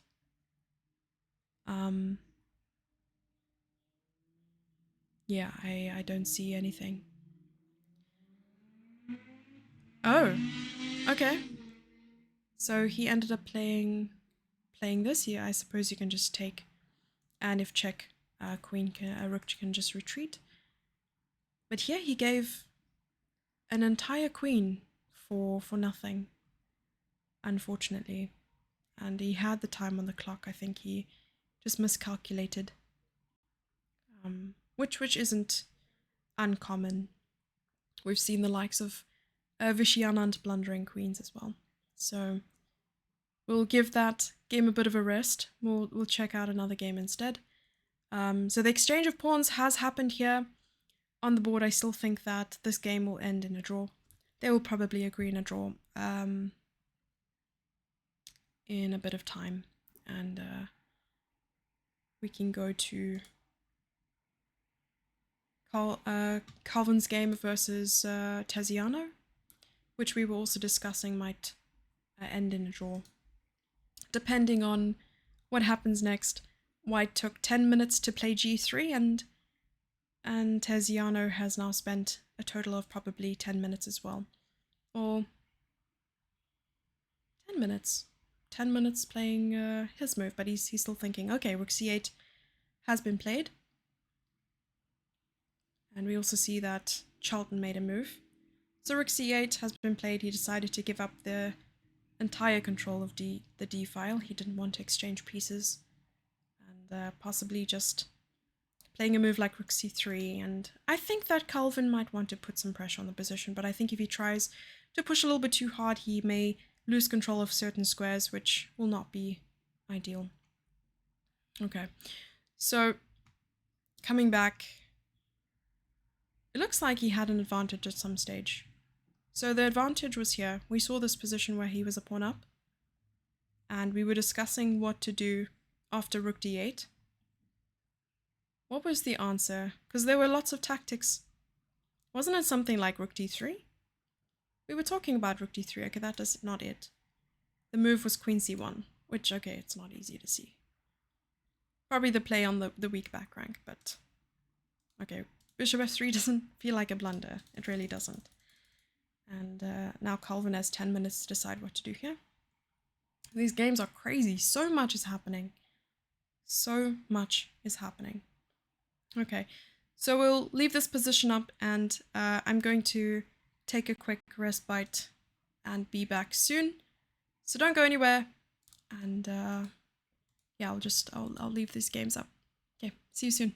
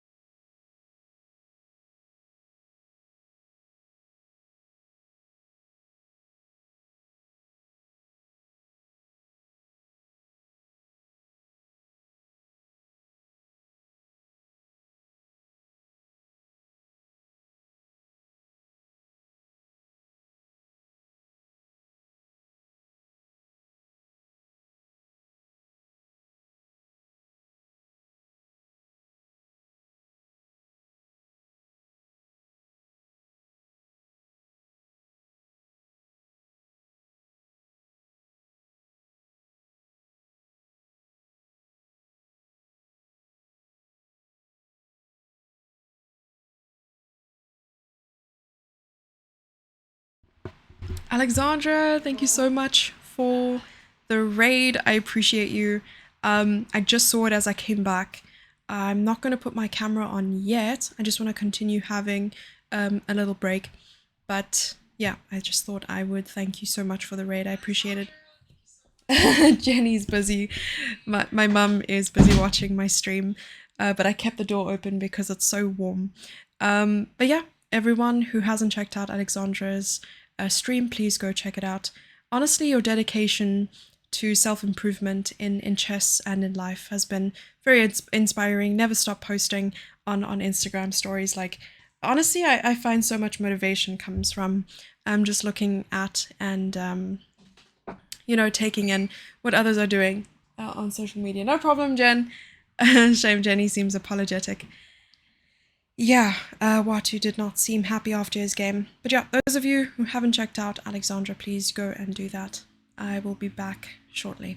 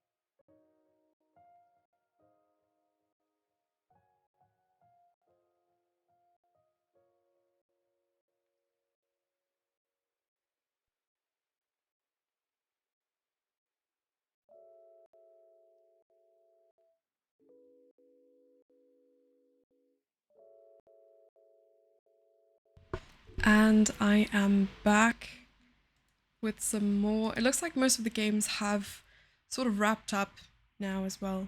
I realized that I still have to edit images and the interviews by the time I get home and write the article. I'm really excited about this initiative. I think that it could mean great things for chess, not just South Africa, but like, you know, in the region. Do you mind closing the door? What happened? Do you not have the Wi-Fi? Okay, I will sort out the Wi-Fi for Jenny quickly. I offered you yesterday, but you said no. Jenny is so stubborn. Honestly, I know now where I get my stubbornness from. Jenny. Jenny.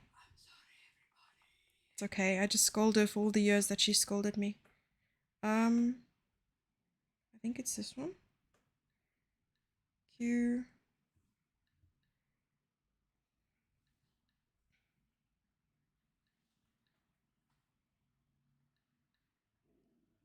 My stomach just made the biggest noise the world has ever heard. I think it's because I'm hungry. But it's fine. They're busy getting Nando's at the moment. There you go. You're welcome. Do you mind closing the door? It's just because of the fan. It's making a loud noise.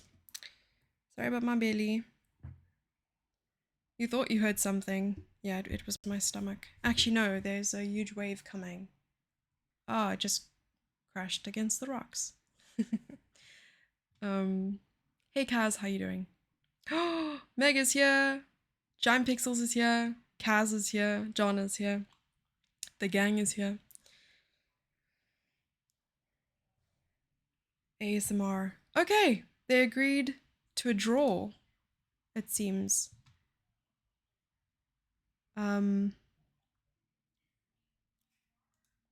just pausing the music. Did the music sound like it was like crackling a little bit? It sounded like that from my side on my earphones. Maybe it's just me. Yeah. The world has heard that noise indeed. Oh no, I'm sad now. I think it's time to change my name and move to a different country. Twitch is such a show off. How is Twitch a show off? So, games have been played. And here we are also seeing that Craig has shown that he's able to convert queen versus rook and bishop quite well. Shabir does have 58 seconds on the clock. With no additional time, only the 30-second increment that's offered after every move, but 30 seconds in retrospect is not a lot of time to think about your move. You need quite a bit of time, especially when down in position.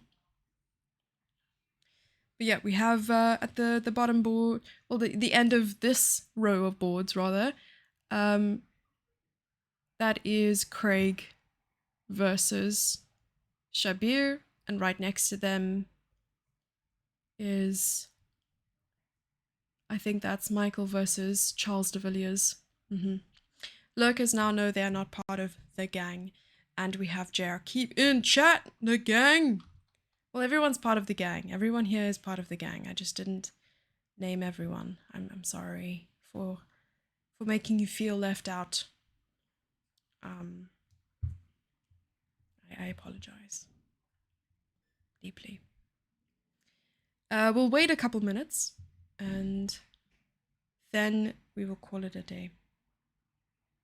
Yeah, they're very interesting games today. I'm really happy that I'll just be able to click a little button after round 4 to download all the games. But we've also experienced live the amazing action that has taken place. And we have so much to talk about as well. Talking about, Shabir doing a queen sacrifice for the 2 knights with the king ending up on f6. And we have the little bluff at the beginning as well with the, knight e4. Will you take my rook? Won't you take my rook? It's like a rom-com for chess, you know what I mean? Will they, won't they? Jesse always ending when I arrive. Well, either I start very early or you arrive really late. It's one of the two. And of course, the streamer is always right. It's like one of those the customer's always right vibes. But it should be the other way around. Not to mention the whole DGT cable drama. Yes, that was eventually solved. It turns out that there was only one faulty wiring between one of the boards that led to all of them not working. So eventually it was narrowed down, and all my efforts to obtain a cable was in vain. Isn't chat the customer? Shh, everything will be fine. Everything is okay. Nothing is suspicious. I can without any doubt refute the notion that the customer is always right. The customer is rarely right. But as opposed to keep businessing, or businessing, you have to believe the former. The Christmas lights effect. Oh right, if one Christmas light is faulty, all of them don't work. I've heard that one before. Yeah, so they all connected, and in turn, if one is wrong, all of them are wrong. Jesse Fixuary. No, I'm just telling you what I witnessed. I was just a passerby. I was a standby. I was a standby effect. I am a banana. I'm not a banana. I was just standing by while they were fixing everything. Though I did help by identifying which were working and which weren't, because I could see it on the screen while they were across the room. I was like, this one's working. No, it's not working anymore. Okay, it's working again. A banana. A passer stander. Not a bearer. A standard bearer. Bearer. Passer stander pointer. Yes, that it will be my new official title. It's like product management. You look at the product that has already been created, and you are either impressed by said product or not impressed by said product. I was the passer stander pointer. Without me, nothing would get done. The passer stander bearer pointer. That's the scientific term. That is, if it was a name, it would be its government name. Jesse, what is the device on the right of the playing hall video? An aircon? An easy bake oven? A heater? A generator? I don't know. That's a great question. I should investigate. A chess computer. That's what they looked like in the 80s. A time machine? Oh, Craig has been thinking for a really long time now. And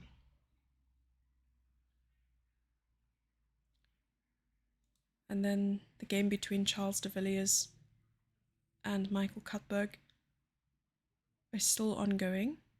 That knight on e6 looks mighty fine. Charles is putting some pressure on the position though, so it's not just over yet. Though Michael has pressure on the c-file with his rook. A square r2. Yes. Jesse Fixuary, senior pass stander bearer pointer of the Ministry of Magic. Yes, and I have a Dumbledore Elder Wand. So truly, you should fear me. The world's worst R2-D2 impersonator. Yeah, I don't know if it has wheels, and I don't know if it goes from... Or I don't know if it makes, beep boop noises. There's a good chance it's just in its dormant phase. This is a clear sign that we should end things off right there. As soon as things sway away from the chess. Because we are here to do a job. A droid, but not the one you're looking for. Oh, chat, you guys make me laugh so much. I was even laughing, internally like a winner, but laughing nonetheless at Screws' jokes. They were so funny. But don't tell him I said that. I don't want to give him, a false sense of confidence. He's already such a confident young lad. Whoa, so many people playing EA Sports FC. Very cool.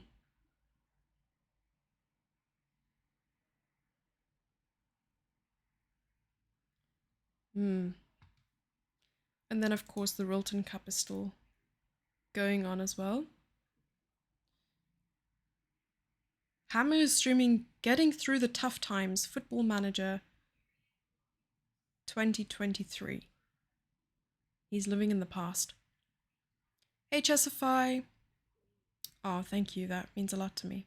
You killed Dumbledore? Are you Snape in disguise? No! Don't you remember? His wand got stolen from his... I don't want to say grave. It was more like a monument or like a tombstone. I don't know what it was. It was a cement box.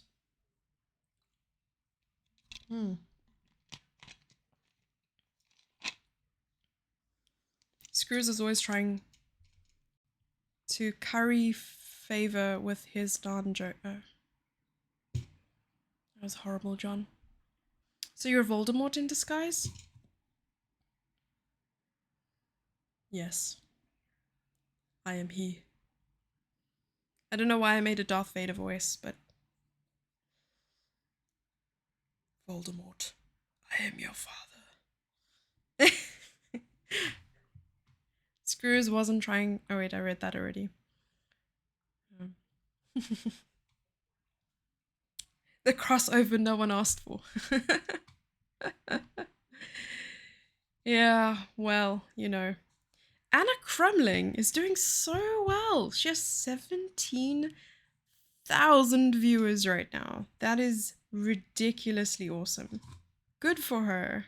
I'm really happy. It's amazing to see we sort of started streaming at the same time and how well she's doing. She's put so much effort into her YouTube, into her streaming. She has the energy and she's taking advantage of that. And I think that's the way to go. If you want to make it in content creation, you have to put in every single ounce of energy that you have into what you're doing. Yeah, it's amazing that that she is doing all of that. So good for her. I'm happy for her. YouTube. Anna's on fire, yeah. I think it's going to take a bit of work to beat Screws with the puns. I think it's time for you to see yourself out, sir. The door is over there.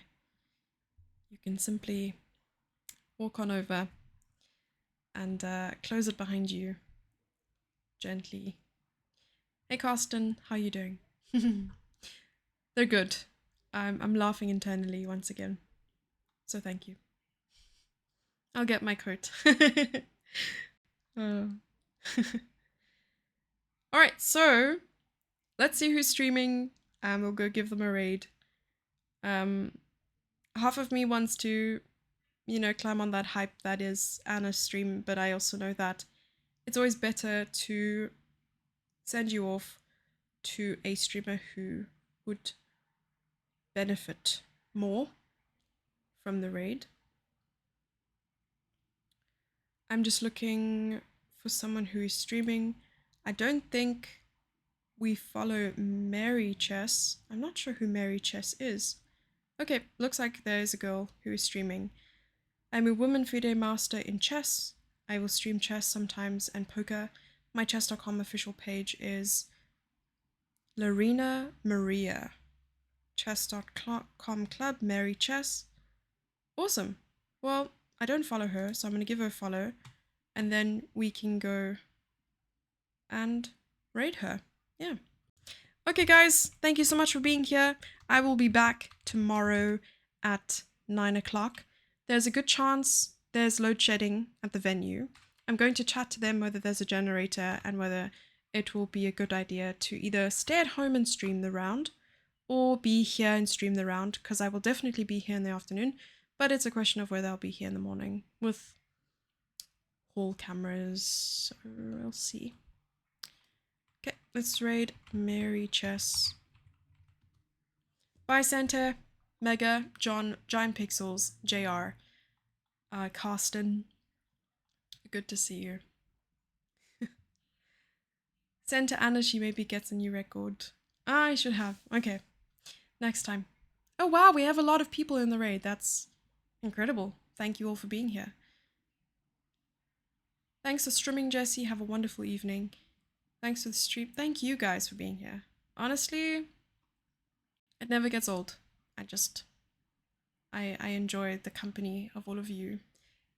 The dry jokes, the trolling, and the genuine interactions. Like, none of it has ever felt forced or fake or anything negative. So honestly, thank you so much.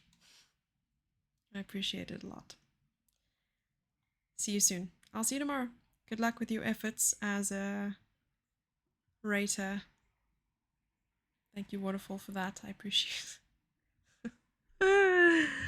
Okay, bye. Bye. Oh, weird. That's true. Bye. Oh, we almost at 100 raiders. I think we'll raid with 99. Okay. Bye bye. Happy New Year, Sledgehammer.